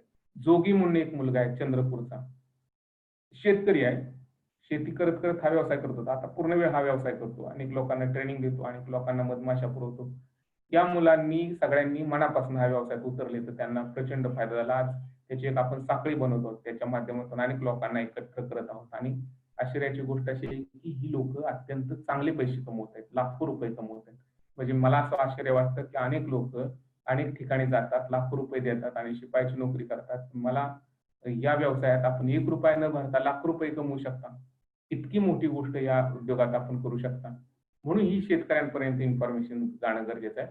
म्हणून म्हटलं की मधमाशांचं मध मेन एवढ्या पुरत्या मधमाशा मर्यादित नाही, तर मधमाशांचं विष त्याला प्रचंड मागणी. मधमाशांच्या माध्यमातून समृद्धी येते, मधमाशांच्या माध्यमातून एखादा शेतकरी प्रगतिशील होऊ शकतो, प्रयोगशील होऊ शकतो, तो अत्यंत निसर्गाविषयी सकारात्मक होऊ शकतो.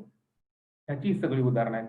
म्हणून म्हटलं की ह्या एपिस मेलिफेरा मधमाशा आहेत, त्याच्यामध्ये त्या मेलिफेरा मधमाशांच्या पासून आपल्याला वर्षाला 15 ते 20 किलो एवढ्या एका पेटीतून मध मिळतो. सरासरी 4 ते 5 हजार रुपये मधमाशांच्या पेटीची किंमत आहे. त्या व्यवसाय आपण जास्तीत जास्त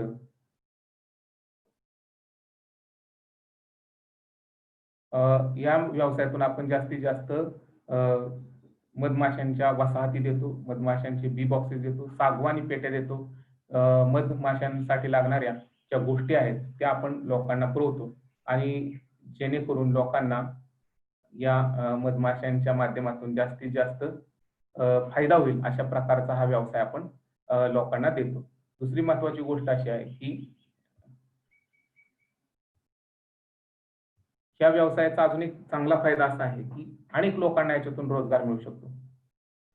रोजगार मिळू शकतो इन सेन्स की आपण जास्तीत जास्त लोकांना जोपर्यंत सांगत नाही तोपर्यंत त्यांना याबाबतची अजिबात कल्पना नाही. मधमाशा चावण्याचा पण काही लोक व्यवसाय करतात. मधमाशांच्या विषापासून बऱ्याच लोकांना संधिवात किंवा असे अनेक आजार बरे होतात असं त्यांचं मत आहे. अजून मी ते सायंटिफिकली न सांगणं ह्याच्यापेक्षा ते लोक ते करतायत. आणि मधमाशांच्या विषाची तर मी सांगितलंच मेडिसिनल प्रॉपर्टीज पाहिल्या तर त्याच्यामध्ये प्रचंड औषधी गुणधर्म असल्यामुळे त्याचा फार मोठ्या प्रमाणात उपयोग केला जातो. वैशिष्ट्य असं आहे की महाराष्ट्रामध्ये पश्चिम घाट सांगितला मी, मराठवाडा सांगितला, विदर्भ सांगितला. पश्चिम घाटात अतिशय दुर्मिळ अशा वनस्पती आहेत ज्या महाबळेश्वरमध्ये बघितलं. महाबळेश्वरमध्ये मोठ्या प्रमाणात जांभूळ ही वनस्पती आहे. गेळा नावाची एक वनस्पती आहे जी 6-7 वर्षानंतर फुलते.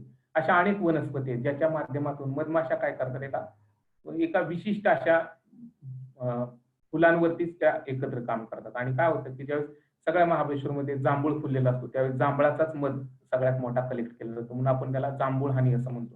त्याच्यामध्ये पोलनचं प्रमाण 70 ते 80% जांभूळचं असतं म्हणून आपण त्याला जांभूळ हानी म्हणतो. तसंच आपण ओवा हा जो विदर्भात किंवा बुलढाणा, अकोला त्या भागात ओव्याची शेती केली जाते तिथं पेट्या ठेवून आपण ओव्याचा मध कलेक्ट करू शकतो.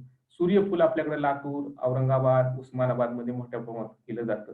त्या ठिकाणी मधमाशांच्या पेट्या ठेवून आपण सूर्यफुलाचा मध कलेक्ट करतो. वैशिष्ट्य असं आहे या मधाचं सुद्धा वेगवेगळी रंग असतो, त्याची चव वेगळी असते. उदाहरणार्थ ओव्याचा मध आहे त्याचा काळपट रंग असतो आणि चव सुद्धा थोडीशी तिखट असते. जांभूळ मध थोडासा डार्क असतो आणि त्याची चव अतिशय सुमधुर असते. सूर्यफुलाचा रंग जसा अत्यंत पिवळा धमुक असतो तसाच सूर्यफुलावरचा मध सुद्धा अत्यंत सोन्यासारखा पिवळा धमुक असतो. अशी वेगवेगळी मध असतात, त्यांची वेगवेगळी व्हरायटी असते आणि त्या व्हरायटीनुसार वेगवेगळ्या मधाची किंमतही वेगवेगळी असते. अजून एक टेस्ट जो असते मधाची ती सुद्धा त्याची वेगवेगळी टेस्ट असते ज्याच्यामध्ये आपण ह्या मधाला वैशिष्ट्यपूर्ण मध म्हणून ठेवतो आणि त्याच्यामध्ये हे जे सगळे मध आहेत त्या मधाचं वैशिष्ट्य असं आहे की त्या मधातून लोकांना प्रचंड जास्त फायदा होतो. कारण का की जांभूळ हानी जो आहे तो अनेकदा डायबिटीज पेशंटला पण दिला जातो. सूर्यफूल हानी जो आहे तोही खूप मोठ्या प्रमाणात लोकांना मागणी असते. ओव्याचा हानी तो मेडिसिनल प्लांटवरचा हानी, ओव्यापासून पोटाचे आजार बरे होतात म्हणून त्या ओव्याच्या मधाला पण मागणी असते. परंतु हे सगळे मध वेगवेगळे ठेवून त्याचं कलेक्शन करून त्याला वेगवेगळे लेबल्स लावून ते जर विक्री केली तर फार मोठ्या प्रमाणात फायदा होऊ शकतो. अजून एक आपण प्रयोग केला महाबळेश्वरला असताना की ज्याच्यामध्ये एक चांगला प्रयोग झाला. मी दुसऱ्या कंपनीविषयी बोलणं योग्य नाही. काही लोक विचारतायत की वेगवेगळ्या कंपन्यांची नावं सांगतायत की ह्या मधाचं तुम्ही काय सांगू शकता, तर मला त्याबद्दल बोलण्याचा तसा अधिकार नाही. ते बोलणं योग्य नाही आताच्या या व्यासपीठावरती. परंतु महाबळेश्वरमध्ये अजून एक आपण व्यावसायिक स्वरूप या सगळ्या उद्योगाला यावं म्हणून आपण एक फार वैशिष्ट्यपूर्ण काम केलं. माझ्या लक्षात आलं की सगळ्या महाबळेश्वरच्या जंगलात फिरत असताना अनेक ठिकाणी ना खूप मोठ्या प्रमाणात शेतकरी पिकच घेत नाहीत आणि शेतकरी शेती पिकच घेत नाहीत. ते काय करतात तर जंगलातच राहतात आणि जंगलातल्या आजूबाजूला फार मोठ्या प्रमाणात जंगल आहे. शेती फार कमी करतात, भात शेती करतात, थोडीशी करतात, कुठं नाचणीची शेती करतात, सीझन मध्ये करतात आणि कुठलेही कीटकनाशक वापरत नाहीत, कुठली औषधं वापरत नाहीत, कुठली खतं वापरत नाहीत. आणि या भागातले सगळे शेतकरी मधमाशा पाळतात आणि ते पाळल्यानंतर त्याच्यापासून मध गोळा करतात. मला लक्षात आलं की ही तर 100% सेंद्रिय शेती करतायत, सेंद्रिय मध उत्पादन करतायत. आणि वैशिष्ट्य असं की आपण ह्याच्या बाबत अभ्यास केल्यावर लक्षात आलं की आपण कोल्हापूर मधली आणि महाबळेश्वर मधली अनेक गावं जी आहेत तर ती गावांची सिलेक्शन केलं आणि महाबळेश्वर मधली 35-40 गावं, कोल्हापूर मधली तेवढीच गावं या सगळ्यांचं सिलेक्शन करून आपण उत्तराखंड सरकारची जे सेंद्रिय शेतीला प्रमाणीकरण करणारी जी संस्था आहे त्या संस्थेमार्फत आपण मधाला सुद्धा प्रमाणीकरण घेतलं आणि त्याला ऑर्गॅनिक हनी हा आपण सिलेक्ट केला आणि ऑर्गॅनिक हनीचं प्रमाणीकरण करून उत्तराखंड सरकारच्या संस्थेकडून आज त्या मधाला 1000 रुपये एवढा हायेस्ट भाव मिळतोय किलोचा. आणि आश्चर्याची गोष्ट अशी आहे की सगळ्याची सगळा हनी तात्काळ विकला जातो. इतक्या मोठ्या प्रमाणात लोकांना तो आवडत आहे. म्हणून मी म्हटलं की तुम्हाला 1000 रुपये किलो, तुम्ही विश्वास ठेवा. तुम्ही जर विचार केला तर किती मोठ्या प्रमाणात तुम्ही मोठे व्यवसाय करू शकता सांगा. आणि म्हणून आपण ह्या व्यवसायाकडे वेगळ्या दृष्टीने बघणं गरजेचं आहे. पूरक व्यवसाय म्हणून आपण सतत टाहू न फोडता एक मुख्य व्यवसाय म्हणून याच्याकडे बघणं गरजेचं आहे. तुम्हाला मी खात्रीशीर सांगतो या व्यवसायात कुठल्याही प्रमाणात तोटा नाही. मेंटेनन्स ऑफ हनी बी असंही काही जणांनी विचारलंय, काही मेंटेनन्स लागत नाही. आपण स्थलांतर करण्यासाठी जे काही खर्च येणार आहे तेवढा खर्च लागणार आहे. अशा अनेकदा गोष्टी होतो. मध म्हणजे काय, मधमाशी एफडी आहे, फिक्स डिपॉझिट आहे मधमाशांचं. ज्यावेळेस असं कधी संकट येतं, ज्यावेळेस मधमाशांना बाहेर फुलोरा भेटणार नाही, मधमाशांची संख्या ज्यावेळेस मोठ्या प्रमाणात वाढते आणि कमी पण होते, परंतु त्यावेळेस त्या मधाचा उपयोग व्हावा म्हणून तो फिक्स डिपॉझिट सारखा तो मध त्या साठवून ठेवतात. आणि सगळ्यात महत्वाची गोष्ट आहे की ते बरोबर फिक्स डिपॉझिट आपल्यासारखी माणसं तोडून येतात. तर वैशिष्ट्य काय आहे की ह्या मधमाशांचं जे मध आहे ते खूप पॉवरफुल आहे, ते मेन जे आहे ते खूप जबरदस्त आहे. आणि म्हणून या सगळ्या गोष्टींची आपण व्यवस्थितपणे आखणी करावी, त्याची व्यवस्थितपणे आपण पायाभरणी करावी आणि एक सिस्टमॅटिक प्लॅनिंग करून जर हा उद्योग सुरू केला तर कुठल्याही परिस्थितीत याच्यात तोटा येणार नाही. मधमाशांचं वैशिष्ट्य काय, मधमाशी कीटक मला फार प्रचंड प्रमाणात आवडतं. त्याचं वैशिष्ट्य असं आहे की ह्या मधमाशा, आश्चर्याची गोष्ट आहे, संत गाडगेबाबांपासून किंवा त्याच्या पूर्वी संत तुकाराम महाराजांपासून आपल्या स्वच्छतेचं महत्व अनेक संतांनी सांगितलं. आपल्याकडे तर संत गाडगेबाबा ग्राम स्वच्छता अभियान पण सुरू झालं. वैशिष्ट्य असं आहे की मधमाशी ज्यावेळेस पोळ्यातून जन्माला येते आणि काही दिवसात ती त्या घरात फिरू लागते त्यावेळेस पहिला संस्कार तिला मधमाशांची पोळी स्वच्छ करण्याचा असतो. बघा किती वैशिष्ट्यपूर्ण गोष्ट आहे. मधमाशा, मला आता नेहमी वाटतं की मॅनेजमेंट, बिझनेस मॅनेजमेंटचा एक फार मोठा कोर्स आहे ज्याच्यासाठी आपण फार मोठे पैसे देतो. त्याला MBA असं म्हटलं जातं, मॅनेजमेंट बिझनेस मॅनेजमेंटचा. वैशिष्ट्य की यांचं बिझनेस मॅनेजमेंट सगळ्या MBA पेक्षा जबरदस्त आहे. वैशिष्ट्य काय की ह्या एकत्र 20-25 हजार मधमाशा आहेत, त्याच्यामध्ये एक राणी माशा आहे, काही नर माशा आहेत, एकत्र राहतात, एकोप्याने राहतात आणि त्याच्यातल्या काही ठराविक मधमाशा बाहेर जातात चारी दिशांना जाऊन. आता हे माझ्यापेक्षा आपले प्राध्यापक वृंद जे आहे ते अतिशय सुंदर सांगेल. ते चारी दिशांना जातात, सर्वे करतील आणि कुठल्या दिशेला मध आहे, कुठल्या दिशेला पाणी आहे, म्हणजे मध म्हणजे नेक्टर्स आहे, पोलन्स आहे, कुठल्या दिशेला स्वच्छ पाणी आहे, ते बरोबर घरात येऊन इंग्रजी 8 आकारात नाचून सांगतील किती अंतर आहे, किंवा गोल आकारात नसतील तर बरोबर 50 मीटर पर्यंत अंतर आहे, कुठल्या दिशेला आहे.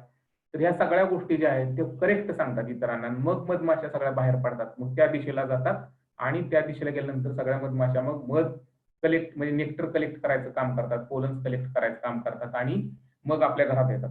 मला याच्यात MBA काय दिसलं तर विशेष असं आहे की सगळ्याच मधमाशा बाहेर जातील तर काहीच मधमाशांना मध भेटेल, काही मधमाशांना मध भेटणार नाही, पर्यायाने काम झाल्यामुळे त्यांना भूक लागेल आणि घरातला मध संपेल. इतकं व्यवस्थित कुठलाही उद्योग सुरू करत असताना त्याचा सर्वे करणं गरजेचं आहे.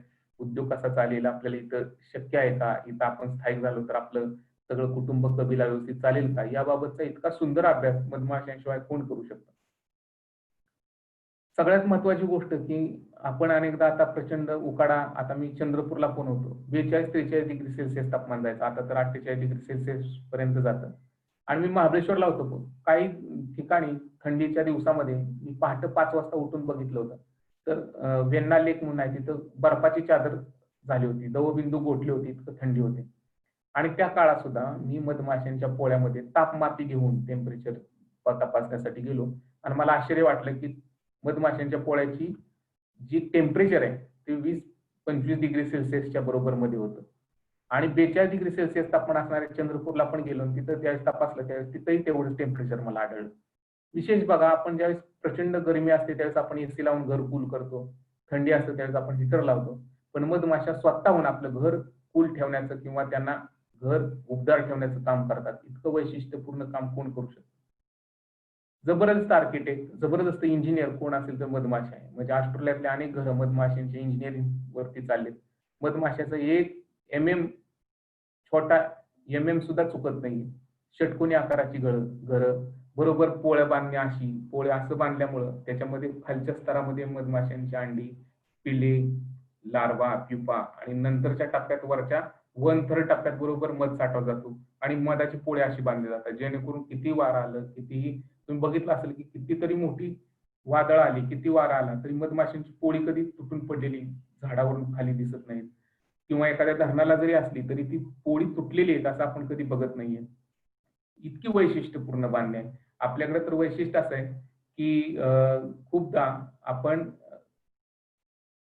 खूप वेळा आपण असं बघतो की ही जी आर्किटेक्ट आहेत, ही जी इंजिनिअरिंग आहे, हे ह्या मधमाशांचं वैशिष्ट्यपूर्ण आहे. नेमकं फुलामधून काय घ्यायचं तेही त्यांना समजतं. फुलामधून फक्त मकरंद घ्यायचा, ज्याच्यामध्ये 80% वॉटर आहे, 20% शुगर आहे, सुक्रोज, फ्रुक्टोज, ग्लुकोज आहे, तेवढी घ्यायची, पोळ्यात आणायची आणि एक वैशिष्ट्यपूर्ण ते सुकवून व्यवस्थितपणे 80% शुगर आणि 20% शुगर पाणी करायचं, वॉटर करायचं, ज्याच्यामध्ये सुक्रोज, फ्रुक्टोज, ग्लुकोजचं प्रमाण व्यवस्थित ठेवायचं. मिनरल्स आहेत, खनिज, जीवनसत्व, या सगळ्या गोष्टी एकत्रित करायच्या आणि अमृतासारखा मध तयार करायचा. हे फार मोठं काम या मधमाशा करत असतात. म्हणून मधमाशा ह्या कृषीलक्ष्मी आहे. मधमाशा ही वैशिष्ट्यपूर्ण काम करणाऱ्या एक मोठा कीटक आहे आणि ज्यांचं काम करावं, त्यांचं काम सांगावं तेवढं कमी आहे. जेणेकरून या मधमाशांच्या माध्यमातून आपण एक मोठा व्यवसाय उभा करू शकतो, परंतु त्यांचं संवर्धन करणं, त्यांना संरक्षण करणं ही काळाची गरज आहे.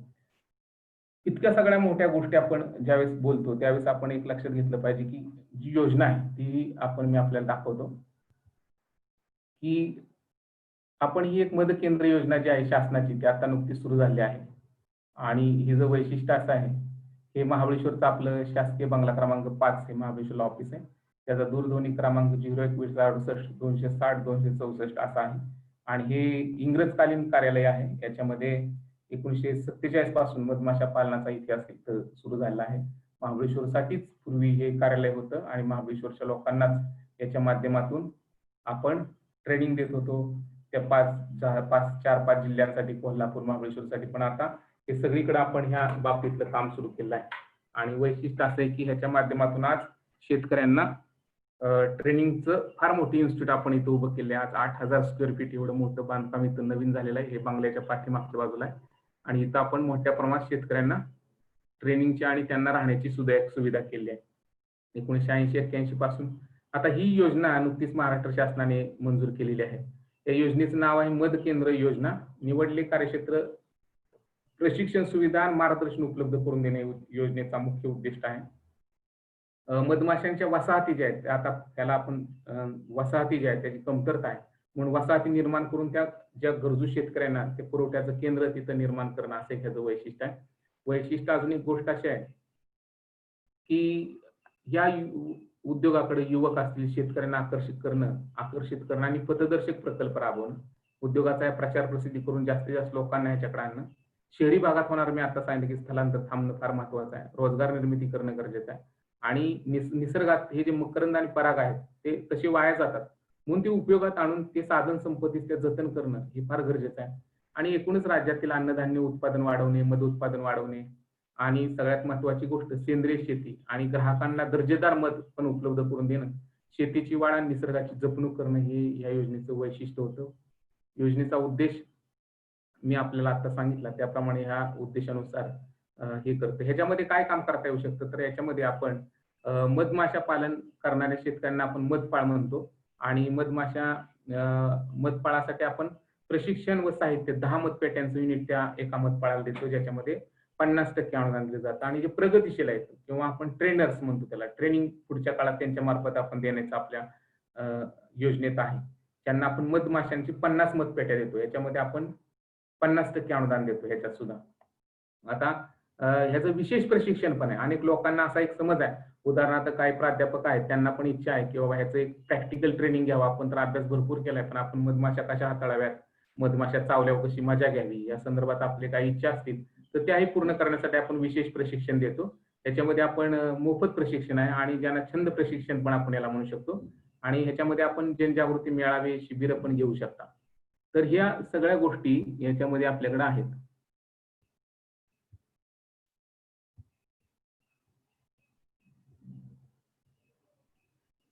तर त्यानुसार या योजनेच्या माध्यमातून आपण मतपाळ प्रशिक्षण आपल्या इथं दिलं जातं. त्याच्यामध्ये मी सांगितल्याप्रमाणे मतपाळाला 10 दिवसाचं निवासी प्रशिक्षण आहे. प्रशिक्षण साहित्य, निवास, त्याची भोजन व्यवस्था, त्याला मानधन, प्रवास खर्चासह त्याचा पूर्ण त्याला मदत केली जाते. ही ट्रेनर्स जे आहेत केंद्र चालक, त्यांच्या मार्फत आपण भविष्यात केंद्र पण चालवतात. आपल्याकडे आता लोक फार शासनामध्ये कमी झालेत आणि जे ट्रेनिंग देणारे लोक आहेत ते आता हळूहळू रिटायर होणार आहेत. त्याच्यामुळे आपण त्या गोष्टींचा अभ्यास करूनच ह्याच्यात टाकलाय की जी प्रगतीशील मतपाळ किंवा संस्थेचा सभासद कर्मचाऱ्याला त्याच्या हे घेता येईल.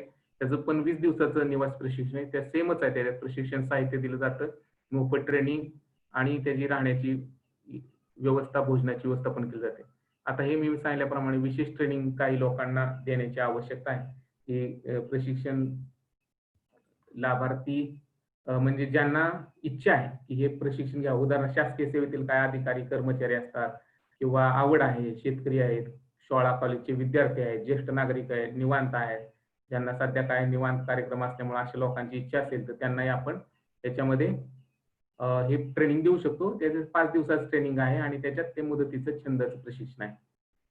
त्याची निवड कशी होते तर ह्याची निवड आपण जिल्हा अधिकाऱ्यांच्या मार्फतच निवड करतो. प्रत्येक जिल्ह्याच्या कलेक्टर यांच्या अंडर एक कमिटी आपण बनवली, ज्याच्यात जिल्हाधीश कृषी अधिकारी असतात, आपल्या जिल्हा खादी ग्रामोद्योगचे अधिकारी असतात, DIC चे महाव्यवस्थापक असतात आणि आपल्या वन विभागाचे उपवन संरक्षक असतात. त्या 5 लोकांच्या कमिटीच्या अंडर आपण लाभार्थ्यांची निवड करतो आणि त्यांना या योजनेत सहभाग देतो. आता हे अर्थसहाय्य काय आहे तर मध उद्योग साहित्याच्या किमतीच्या 50% रक्कम या अनुदान स्वरूपात 50% रक्कम ही लाभार्थ्याची स्वगुंतवणूक किंवा कुठूनही कर्ज स्वरूपात असेल, त्याची स्वतःची असेल तर चांगलंच आहे, नसेल तर एखाद्या संस्थेकडून किंवा बँकेकडून ते 50% कर्ज घेऊ शकतात. 50% साहित्य स्वरूपात मधमाशांच्या पेट्या किंवा मधमाशा अशा देऊन त्यांना आपण ते हे देतो, म्हणजे त्यांना अनुदान देतो. जे कोणी छंद प्रशिक्षण आहे त्यांना एक 25 रुपये असं आपण हे केलं आहे. 25 रुपये शुल्क प्रति लाभार्थी त्याच्याकडून घेतो आपण छंद म्हणून. किंवा थोडक्यात असं आहे की त्यांना लागणारं साहित्य जे आहे, सुतार लोहारी कार्यशाळा आपली स्वतःचीच आहे, त्यांच्याकडून खरेदी करून त्यांना ते साहित्य दिलं जातं. आता हे आपण हे अंदाज केलं होतं आपण. आता या वर्षी आपण जवळजवळ 5 कोटी रुपये या योजनेसाठी शासनाकडून मागणी केली आहे. थोड्या दिवसात ते शासनाकडून आपल्याकडे उपलब्ध होतील आणि सध्या तरी आपल्याला ह्याच्यामध्ये काही अडचण नाही. ह्याच्यात जास्तीत जास्त शेतकऱ्यांना, लोकांना हे देण्यासाठीच आपण हे केले. सागवानी मतपेट्या आपण हे करतो आणि सगळ्यात महत्वाची गोष्ट अशी आहे की ह्याचं योजनेचं काय तर ह्या बचत गट आहेत महिलांचे सक्षमीकरण महिलांचं करण्यासाठी सुद्धा बचत गटांमार्फत आपण ट्रेनिंग देऊ शकतो. महिला बचत गटांना त्यांच्या वसाहतीचं स्थलांतर शेती पिकाच्या ठिकाणी करून परपरागीभवनासाठी मधपेट्या भाडे तत्वावर देऊन त्यांना नफा मिळवता येऊ शकतो. आणि 25 मध वसाहतीपासून 25 एकर क्षेत्रामध्ये सुद्धा परागीभवन होतं. इतकं मोठ्या प्रमाणात त्याचा फायदा होईल शेतकऱ्यांना. आणि वैशिष्ट्य असं आहे की त्या शेतकऱ्यांना मधमाशा पालन असेल किंवा ही जी सगळ्या गोष्टी आहेत त्याचं आपण फायदा जो आहे तो त्यांना मिळू शकतो. त्याच्यामुळे एक लक्षात घेतलं पाहिजे आपण की ह्या योजनेच्या माध्यमात आपण सहभागी झालं पाहिजे. तर ही योजनेची कशा पद्धतीने आपल्याला लाभ घेता येऊ शकतो तर आपण खादी ग्रामोद्योगचं ऑफिस प्रत्येक जिल्ह्यात आहे. जिल्हा उद्योग केंद्र जे असतात आपली ते खादी ग्रामोद्योगचे ऑफिसेस पण तिथंच आहेत. तर त्या ठिकाणी जाऊन आपण आपला अर्ज भरू शकता आणि त्या ठिकाणी आपण अर्ज भरल्यानंतर आपल्याला थेट आपली निवड केली जाते आणि आपल्याला ट्रेनिंग सुरू केली जाते. आता सध्या कोविडच्या प्रादुर्भावामुळे काही दिवसासाठी आपण ह्या गोष्टी थांबवल्या, परंतु आता 1-2 महिन्यानंतर हा हळूहळू ओसर कमी झाला की आपण पुन्हा एकदा ही ट्रेनिंग आणि सगळे सुरू करणार आहोत. मात्र ही जास्तीत जास्त लोकांपर्यंत पण माहिती जाणं गरजेचं आहे. आता तुम्ही म्हणाल की ठीक आहे, हे सगळं चांगलं आहे, चांगल्या गोष्टी सांगितल्यात, आम्हाला फार छान वाटलं, आनंद वाटला, परंतु हे सगळं विकायचं कसं, मार्केटिंगची काय गोष्ट आहे का? तर आपल्या सगळ्यांना आनंद वाटेल मला सांगायला की आपण मार्केटिंगचा सुद्धा ह्याच्यात व्यवस्थितपणे अभ्यास करून त्या योजनेत सहभाग मार्केटिंगचा सुद्धा घेतलेला आहे. आपल्याला जर ह्याच्यामध्ये मार्केटिंग करायचं असेल तर आपण स्वतःहून करू शकता. जर आपलं असं वाटलं की मध आम्हाला नाही विकायचा, तुम्हीच विका, तर आपण मध संचालनालय महाबळेश्वर हे शासकीय हमी भावाने मध खरेदी करते. याच्यामध्ये सेंद्रिय मध असेल तर तो 350 रुपये पर केजी एवढ्या दराने खरेदी केला जातो आणि जो दुसरा मध आहे तो सरासरी 200 रुपयापासून 350-400 रुपयापर्यंत आपण मध विक्री करतो आणि मध त्यांचा खरेदी करतो. मग त्याच्यावरती प्रक्रिया काहीच नाही, केवळ फिल्ट्रेशन आहे आणि ते फिल्ट्रेशन करून त्याचं पॅकेजिंग, लेबलिंग आणि अत्यंत बाजारात जे स्पर्धेत लोक आहेत त्यांच्यापेक्षा अत्यंत सुंदर असं पॅकेजिंग मधाच्या बाबतीत आपण करतो आणि लोकांना, शेतकऱ्यांना तो मध विक्रीसाठी उपलब्ध करून देतो, खरेदीसाठी घेतो आणि चांगल्या ग्राहकांपर्यंत तो घेऊन जातो. त्याच्यामुळं याच्यामध्ये फार काही गोष्ट करण्यासारखी नाही. बरेच शेतकरी तर स्वतःहून ते त्यांचा मध विकतात, कारण आपल्यापेक्षा त्यांना जास्त दर आला तर ती आनंदाचीच गोष्ट आहे. त्याच्यामुळे केवळ प्रशिक्षणापुरतं किंवा आपण मधमाशांचं साहित्य देण्यापुरतं मर्यादित नाहीये, तर मधमाशांपासून निघणारा मध मेण पण विकत घेतो. अनेक लोकांना असं वाटू शकतं की मग ह्याच्यामध्ये तुम्ही पोलन सांगितले, काही विष सांगितलं मधमाशांचं, अनेक गोष्टी सांगितल्या, रॉयल जेली सांगितली, तर ह्याचं काय? तर ह्याच्यामध्ये आपण जे कोणी इच्छुक आहेत त्या लोकांना सपोर्ट म्हणून अनेक गोष्टी ज्या शिकायच्यात त्या आपल्याकडे नाही आहेत, पण जिथं शिकवले जातात तिथपर्यंत घेऊन जाण्यासाठी आपण कार्यतत्पर आहोत. अजून एक गोष्ट अशी आहे की आपल्याकडे जशी ट्रेनिंग चालतात तसंच आपल्याकडे अख्ख्या भारताचं खादी ग्रामोद्योग आयोग केंद्र सरकारचं यांचं सेंट्रल बी रिसर्च इन्स्टिट्यूट पुण्यातच आहे, शिवाजीनगरला. त्या ठिकाणी सुद्धा आपल्याकडे वेगवेगळी प्रशिक्षणं चालतात, 5 दिवसाचं, 10 दिवसाचं. आता सांगितल्याप्रमाणे रॉयल जेली कसं काढायचं, मधमाशांचं विष कसं काढायचं, तिथंही ट्रेनिंग घेतलं जातं. तर त्या ठिकाणी सुद्धा आपण अर्ज भरून ट्रेनिंग देऊ शकता. जिथं कुठं माझी मदत लागेल तिथं मला आपण संपर्क करू शकता आणि आपण ह्या कामासाठी खूप वेळा अवेलेबल आहोत. तर त्याच्यामुळे ह्या सगळ्या गोष्टींच्या माध्यमातून आपण शेतकऱ्यांना त्या सगळ्यांची माहिती त्यांच्यापर्यंत घेऊन आपण जाणं गरजेचं आहे. आणि मी आपल्याला बराच वेळ, जो 1-1.5 तास आता झाला आपल्याशी चर्चा करतोय, परंतु काही लोकांच्या काही शंका असतील तर मला असं वाटतं रानभरे सरांना त्यांच्या परवानगीनं आपण काही शंकांचं निरसन करूया. क्वेश्चन आन्सर घेऊ आपण सर. जर कुणाला प्रश्न किंवा शंका असेल तर हँड रोज करून कृपया क्लिक करा, म्हणजे तुमचे प्रश्न घेता येतील.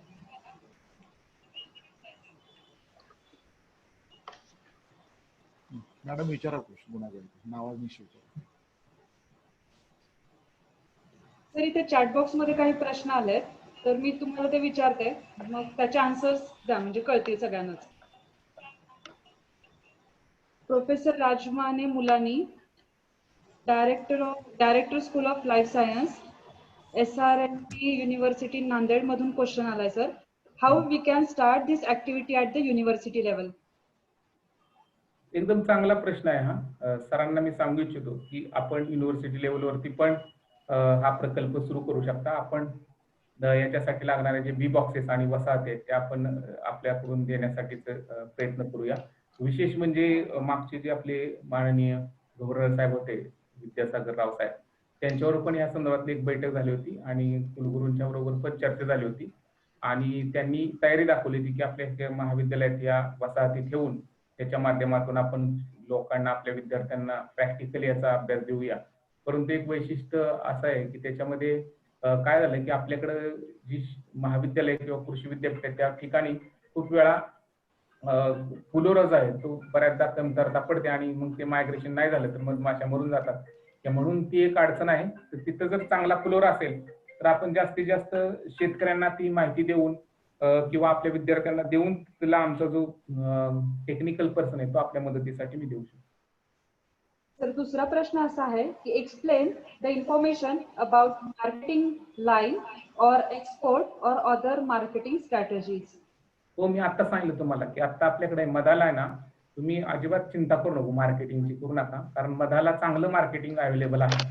वैशिष्ट्य असं आहे की जर कुठंच मधाला जर मार्केट नाही भेटलं किंवा अशी परिस्थिती असेल की आपल्याला ते मार्केटिंग करायची इच्छा नाही, तर मी सांगितल्याप्रमाणे मध संचालनालय आपल्याकडून मध खरेदी करू शकतं हमी भावाने, शासनाने दर ठरवून दिलेल्या दराप्रमाणे, आणि त्याच्या पद्धतीने जरी आपण मध विकला तरी चांगल्या प्रमाणात आपल्याला परवडतं. मार्केटिंगची विशेष असं काय खूप ह्याच्यात अडचण नाहीये, कारण मेन जास्त ते मेनाची पण चांगली ज्या ह्या प्रसाधनं बनवणाऱ्या कंपन्या त्यांना मेन आवश्यक असतं, शुद्ध मेन लागतं. त्याच्यानंतर अनेक गोष्टींमध्ये मेनाची आवश्यकता, ह्याच्यानंतर विवेक घेणार आहे. हा, मध आपण घेतोच, त्याच्यामुळे मार्केटिंग मध्ये फार अडचण नाहीये. नेक्स्ट क्वेश्चन आहे, every farmer use insecticide or pesticide in this effect on their migration on honeybees. फार चांगला प्रश्न आहे हा. मी अभिनंदन करतो विचारणाऱ्यांचे. फार महत्वाची गोष्ट विचारलीत आपण की अनेक शेतकरी जे असतात त्यांना पण इन्फॉर्मेशन फार गरजेचं आहे ना की त्यांनी पेस्टिसाइड्स, इन्सेक्टिसाइड्स मारू नये. खूप मोठ्या प्रमाणात शेतकरी आहेत ना, खूप काय झाले की आपल्याकडे आहे ना जे काही कीड असते त्या किडीवरती खूप पॉवरफुल अशी काही इन्सेक्टिसाइड्स यूज केली जातात, पेस्टिसाइड्स यूज केली जातात आणि त्या किडीची रोगप्रतिकार शक्ती वाढली की त्याच्यापेक्षा अजून जास्त पॉवरफुल अशी कीटकनाशकं वापरली जातात. अनेकदा काय होतं की आपण बघतो की शेतकरी जे असतात हे सगळं आपल्या शेतीतील पीक उत्पादन वाचवण्यासाठीच हा प्रयत्न करत असतात, पण अनेकदा मित्र किडी ज्याच्यामध्ये मधमाशी ही सुद्धा एक मित्र कीटक आहे तोही मारला जातो. त्याच्यामुळं अनेकदा आता आपण बघतो की अनेक शेतकरी याच्या बाबत खूप जनजागृती त्यांच्यात झालेली आहे.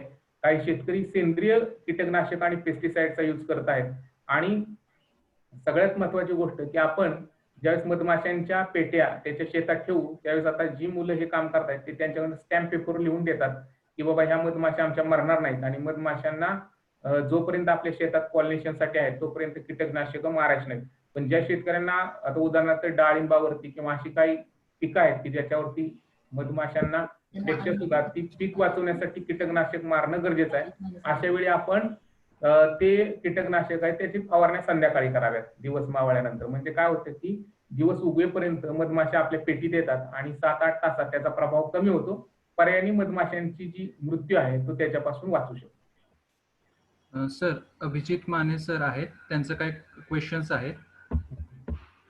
हा माने सर बोला. Said that honeybees right now are in endanger. The race of honeybees is in endanger. So to avoid the species to survive, or what can the efforts be made to see that the species of honeybees are in this universe for a very pretty long time? त्यांच्या संवर्धनासाठी काही वेगळे प्रयत्न करणं गरजेचं आहे. एकदम बरोबर आहे सर. तुम्ही जे बोललात ना ते फार महत्वाचे आहे. जर लुप्त झाल्या तर भरपूर प्रजाती लुप्त होण्याच्या मार्गावर आहेत. सर एकदम बरोबर आहे. उदाहरणार्थ मी तुम्हाला सांगतो की अनेक ठिकाणी मी गेलो तर त्याच्यामध्ये माझ्या लक्षात आलं उदाहरणार्थ डहाणू आणि पालघरच्या परिसरात किंवा विक्रमगड ह्या भागात मी ज्यावेळेस गेलो त्यावेळेस तिथं फार मोठ्या प्रमाणात मधमाशांची पोळी. तर तुम्हाला आश्चर्य वाटेल की आग्या मधमाशा ऍप्टिस डोर्साटाचं मोठ्याच्या मोठ्या प्रमाणात पोळी तिथं आहेत. तिथल्या पर्वतांना तिथल्या डोंगराला चिकटून आहेत, मोठ्या मोठ्या झाडांना आहेत. त्या भागातले लोक फार मोठ्या प्रमाणात ह्या मधमाशांची पोळी जाळतात आणि त्यापासून मध काढतात. तर आपण तुम्ही सांगितल्याप्रमाणे ती संरक्षण त्यांचं करण्यासाठी त्यांच्या जाती ह्या संपूर्ण आहेत म्हणून त्यांना आग्याचं सुद्धा ट्रेनिंग द्यायची व्यवस्था केली आहे की त्यांना जेणेकरून त्यांना मधमाशांची पोळी नष्ट न करता त्यांना हे व्यवस्थित मध काढता यावं. एक दुसरी गोष्ट की सातेरी मधमाशांची जी आहे ती वसाहती आपल्याकडे खूप मोठ्या प्रमाणात आहेत. उदाहरणार्थ चंद्रपूरला आहेत, तसंच महाबळेश्वर कोल्हापूरच्या ह्या जंगलामध्ये सुद्धा आहेत, परंतु हळूहळू त्याही नष्ट होत आहेत. त्याचं कारणच एकमेव असं आहे की वातावरणातील बदल असेल किंवा आता जे उभे राहिलेले मोबाईलचे टॉवर असतील त्याच्यामुळे अनेकदा मधमाशांना त्यांची जी मायग्रेशन करण्यासाठी किंवा त्यांना खाद्य घेण्यासाठी ज्यावेळेस त्या बाहेर जात आहेत उडतायत आणि त्यावेळेस त्यांना त्या गोष्टींचा अडचण होते त्यावेळेस आपण बघतो की या मधमाशांना म्हणून तर त्याचं संवर्धन करण्यासाठी कारण बी ब्रीडिंग करणं फार महत्वाचं आहे आणि अशी शेतकरी आपण तयार करतोय. उदाहरणार्थ सचिन देसाई म्हणून कोल्हापूरचे आहेत त्यांना आपण एक काम दिलेलं आहे की केवळ बी ब्रीडिंग करायचं किंवा मधमाशांच्या वसाहती वाढवण्यासाठीचा प्रयत्न करायचा जेणेकरून त्या वसाहती लुप्त होणार नाहीत. तर मला असं वाटतं की आता आपण सगळ्यांना सांगतो की खूप मोठ्या प्रमाणात शेतकऱ्यांच्या मध्ये जनजागृती होणं गरजेचं आहे. तर हाच एक प्रयत्न आहे संवर्धनाचा की जेवढी लोकांपर्यंत हा विषय जाईल तेवढ्या कमी वेळात मधमाशां जास्तीत जास्त वाचतील. आपल्या सरकारी स्तरावरून तो अनेक गोष्टी सुरू असतील किंवा नसतीलही परंतु माणूस म्हणून आपण मला असं वाटतं माझ्या स्तरावरून हर काम करणं गरजेचं आहे. म्हणून जर आपण सगळ्यांनीच ठरवलं तर ह्या गोष्टी होऊ शकतात. तर डॉक्टर सचिन यांचा पण एक प्रश्न आहे. हा नमस्कार sir. Doctor Sachin Tayde, assistant professor in zoology, late Pundlikrao Gawali arts and science college Shirpur Jain district Washim. हा माझा एक प्रश्न आहे की जनरली कडुलिंबाच्या झाडावरचं मध असेल त्याला औषधी मूल्य अधिक असतं असं मानलं जातं. तर कडुलिंबाच्या झाडावरचं जे मध आहे आणि किंवा इतर झाडाचं जे मध आहे या मधाच्या फिजिको केमिकल प्रॉपर्टीज मध्ये काही चेंज येतो का, बदल येतो का? नाही हो. आणि दुसरा प्रश्न असा आहे की विद्यार्थ्यांसाठी काही प्रशिक्षणाचे कार्यक्रम जर असतील तर त्यात ते शेड्यूल वगैरे कसं राहतं आणि विद्यार्थ्यांना मला तिथे घेऊन येता येईल ट्रेनिंगसाठी असं जर काही असेल तर त्याची सुद्धा विस्तृत माहिती आम्हाला द्या, जेणेकरून Okay. त्या दृष्टीने प्रयत्न करता येतील. येस सर, एक चांगला प्रश्न विचारला तुम्ही की मेडिकल प्रॉपर्टीज किंवा त्या हानीच्या प्रॉपर्टीज मध्ये याच्यात काय बदल होऊ शकतो का. तर सचिन सर, मला सांगायला आनंद वाटेल की मधमाशांचं वैशिष्ट्य असं आहे की हे मी अगदी प्रॅक्टिकली फार व्यवस्थितपणे अनुभव घेऊन मधमाशांच्या बरोबर राहून मी सांगतो की मधमाशांचं वैशिष्ट्य आहे की त्या एकाच फुलांवरती, आता उदाहरणार्थ लिंबाचं झाड खूप फुलले आणि त्याच्या आजूबाजूला पण काही झाड आहेत, तर ती लिंबाच्या झाडावरचा खूप मोठ्या प्रमाणात हानी कलेक्शन करतील. आणि वैशिष्ट्य असे की त्या हानीमध्ये मी आता सांगितल्याप्रमाणे 70 ते 80% पोलन्स त्या नीम झाडाचे येतील, लिंबाचे येतील, आणि त्याच्यामुळे त्या लिंबाच्या झाडाचा जो प्रॉपर्टीज आहेत, उदाहरणार्थ थोडासा कडू त्याची टेस्ट आहे, बिटर टेस्ट आहे, किंवा त्याच्यामधल्या ह्या जी गोष्टी त्या मधात येणारच आहेत, परंतु ज्या प्रॉपर्टीज आहेत त्याच्या main properties sucrose, fructose, glucose आणि इतर गोष्टी, त्याच्यामध्ये केवळ मेडिसिनल थोडी प्रॉपर्टीज त्या झाडाची आली तर बाकीच्या बऱ्याचशा गोष्टी सेम असतात. ही एक गोष्ट आहे. आणि मला असं वाटतं की मी तर प्रशासकीय अधिकारी म्हणून काम करतो, मी तर यातला टेक्निकल पर्सन म्हणून काम नाही करत. मी अगोदरच आपल्याला स्पष्ट सांगितलं, फक्त ज्या गोष्टी अनुभवातून दिसल्या तेवढ्याच मी आपल्याला सांगू शकतो. त्याच्यात अजून माझ्यापेक्षा दुसरे ज्यांनी पीएचडी केली असेल किंवा आता माझ्या लक्षात आले की पीएचडी करणारे विद्यार्थी पण माझ्या संपर्कात असतात, आणि त्यातल्या एका विद्यार्थ्यांनी मला सांगितलं होतं की सर, आपल्याकडे एक लक्षात घ्या की जे जे कीटकनाशक फवारणी केली जातात वनस्पतींवरती, पिकांवरती, त्यातला रेसिड्यू सुद्धा पेस्टिसाइडचा मधमाशांच्या मधामध्ये येत असतो. म्हणजे ही गोष्ट जी आहे ती खूप वाखाणण्यासारखी. मला तर मी आपल्या सगळ्यांना, म्हणजे सचिन सर असतील किंवा माने सर असतील, हे जे या क्षेत्रात मोठी काम करायला लोक आहेत, त्यांना मी विनंती करेन की आपण सगळ्यांनी ना याच्यामध्ये मुलांना सुद्धा एक प्रवृत्त केलं पाहिजे याच्यात पीएचडी करण्यासाठी किंवा याच्यामध्ये अभ्यास करण्यासाठी. कारण जगात एक मोठा विषय आहे आणि जागतिक पातळीवर सुद्धा मधमाशांचं मूल्य जे आहे, महत्व जे ते खूप मोठ्या प्रमाणात आहे. एक विषय, दुसरा विषय आपण विचारला की या बाबतीत मुलांना आपण 100% सगळी मदत करू. त्यांना महाबळेश्वरमध्ये त्यांना सगळी व्यवस्था करून काही ठिकाणी त्यांना त्याचं प्रॅक्टिकल नॉलेज देण्यासाठी ऍक्टिव्हिटी जे असतात ते आपण खुल्या करून देऊ. त्याच्यामध्ये त्यांनी राहून त्याचं प्रशिक्षण घेता येईल. प्लस त्याच्यामध्ये त्यांना जर बी बॉक्सेस पाहिजे असतील तर त्याही देण्याची व्यवस्था आपण करू. उदाहरणार्थ जर 10 बी बॉक्सेस पासून एखाद्याला सुरुवात करायची असेल तर त्यांनी ती सुरू करू शकता. काय लागणारी मदत, मी मोबाईल नंबर देईन, मला आपण संपर्क करू शकता. Thank you. Thank you sir. Doctor Thank you, sir. Sanjay Thank you. यांचा एक काही प्रश्न आहे. ओके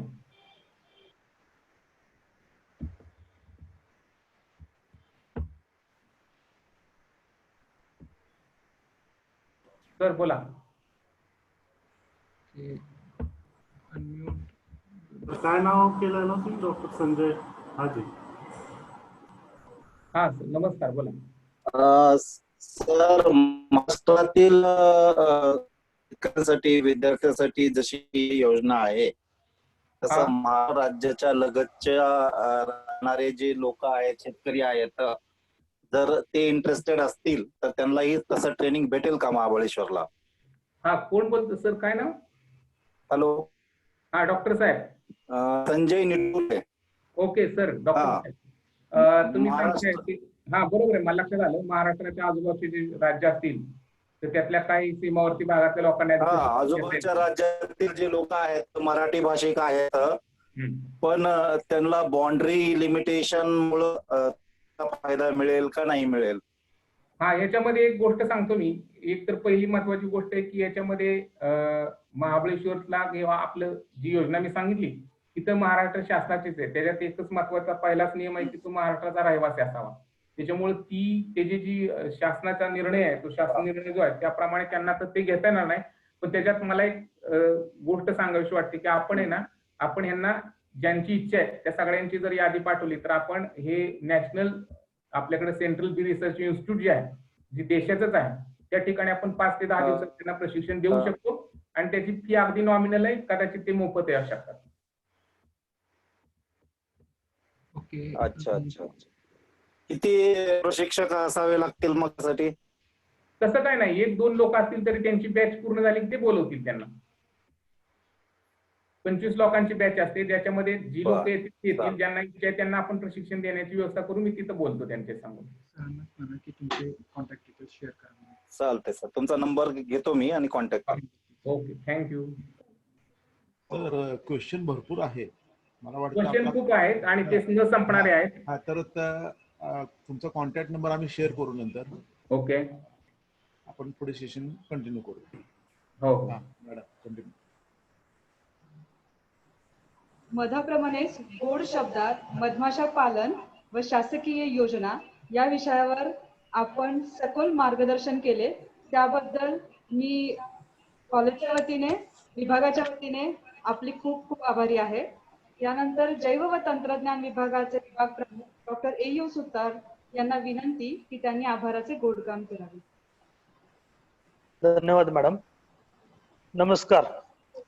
रयत शिक्षण संस्थेचे सद्गुरू गाडगे महाराज कॉलेज कराडच्या प्राणीशास्त्र विभाग, जैव तंत्रज्ञान विभाग व IQSC यांच्या संयुक्त विद्यमाने आयोजित एक दिवसीय वेबिनार मध्ये उपस्थित असलेले महाविद्यालयाचे प्राचार्य आदरणीय डॉक्टर मोहन राजमाने साहेब, या वेबिनारसाठी मार्गदर्शक म्हणून लाभलेले खादी ग्रामोद्योग महामंडळाचे उपकार्यकारी अधिकारी श्री बिपिन जगताप साहेब, आमच्या महाविद्यालयाच्या IQSC चे कोऑर्डिनेटर डॉक्टर गिरीश कल्याण शेट्टी सर, प्राणीशास्त्र विभागाचे प्रमुख प्राध्यापक विजय रानबरे सर, सर्व सहकारी प्राध्यापक आणि आपण सर्व व्हर्च्युअल पार्टिसिपंट्स, मला या विशेष दिवशी आभार प्रदर्शन करण्याची संधी दिली त्याबद्दल प्रथम संयोजकांना मी मनापासून धन्यवाद देतो. सर्वप्रथम आमच्या महाविद्यालयाचे प्राचार्य व या वेबिनारचे अध्यक्ष आदरणीय डॉक्टर मोहन राजमाने सर यांचे आमच्या दोन्ही विभागाच्या वतीने, IQSC च्या वतीने मनापासून आभार मानतो, कारण त्यांचे मार्गदर्शन, प्रेरणा आणि पाठिंबा याशिवाय हा वेबिनार आयोजित करणे अशक्य होते. आजचे प्रमुख पाहुणे श्री बिपिन जगताप साहेब यांनी आमच्या विनंतीला मान देऊन आमचे निमंत्रण स्वीकारले व या वेबिनार मध्ये आपणा सर्वांना मार्गदर्शन केले. मधमाशा पालन व शासकीय योजना याविषयी अतिशय सुंदर माहिती दिली, त्याबद्दल मी महाविद्यालयाच्या वतीने तसेच आमच्या विभागाच्या वतीने अतिशय नम्रपणे त्यांचे आभार व्यक्त करतो. प्राणीशास्त्र विभागाचे प्रमुख प्राध्यापक विजय रानबरे सर व IQSC चे कोऑर्डिनेटर प्राध्यापक डॉक्टर गिरीश कल्याण शेट्टी सर यांनी या वेबिनार साठी वेळोवेळी आम्हाला मार्गदर्शन केले, त्याबद्दल त्यांचेही मनस्वी आभार. आज या वेबिनार मध्ये आपल्या राज्यातील विविध जिल्ह्यातून 200 पेक्षा जास्त लोकांनी आपली उपस्थिती नोंदवली, ही एक गौरवाची गोष्ट आहे. आपण सर्वांनी वेळात वेळ काढून या वेबिनार मध्ये सहभाग घेतला, विविध प्रश्न उपस्थित केले, त्याबद्दल मी आपणा सर्वांचा ऋणी आहे. हा वेबिनार यशस्वी होण्यासाठी आमच्या महाविद्यालयाचे ग्रंथपाल श्री महेश गायकवाड सर, तसेच प्राध्यापक विवेक नेताम, प्राध्यापक पल्लवी खैरमोडे, प्राध्यापक JS Kadam sir, doctor Vaishali Shewale madam, doctor Nirmala Pawar madam व सर्व शिक्षक शिक्षकेतर स्टाफ यांनी विशेष परिश्रम घेतले व त्याबद्दल त्यांचे विशेष आभार.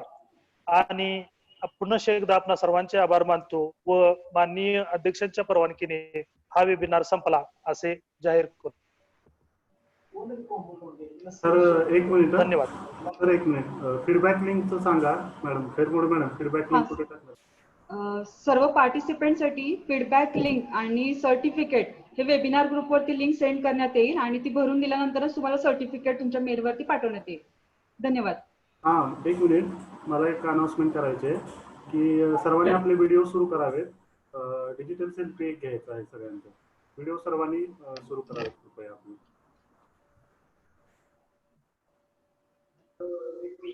सर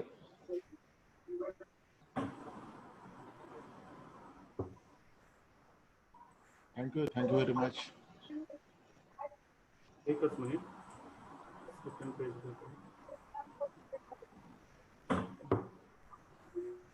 मॅम तोपर्यंत चॅट बॉक्स मध्ये फीडबॅक लिंक सुद्धा टाकू शकता तुम्ही.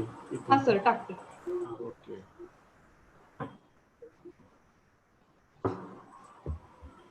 मॅडम तेच करते.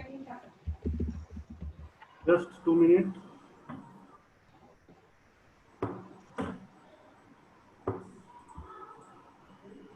चॅट बॉक्सला लिंक टाका फीडबॅकची.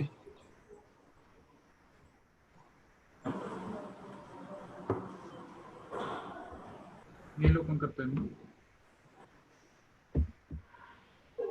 Done. Thank you very much sir. सगळ्यांचे मनपूर्वक आभार. Thank you Jagtap sir. Welcome sir. Thank you. Sir meeting end करू? हा करा सर. ओके.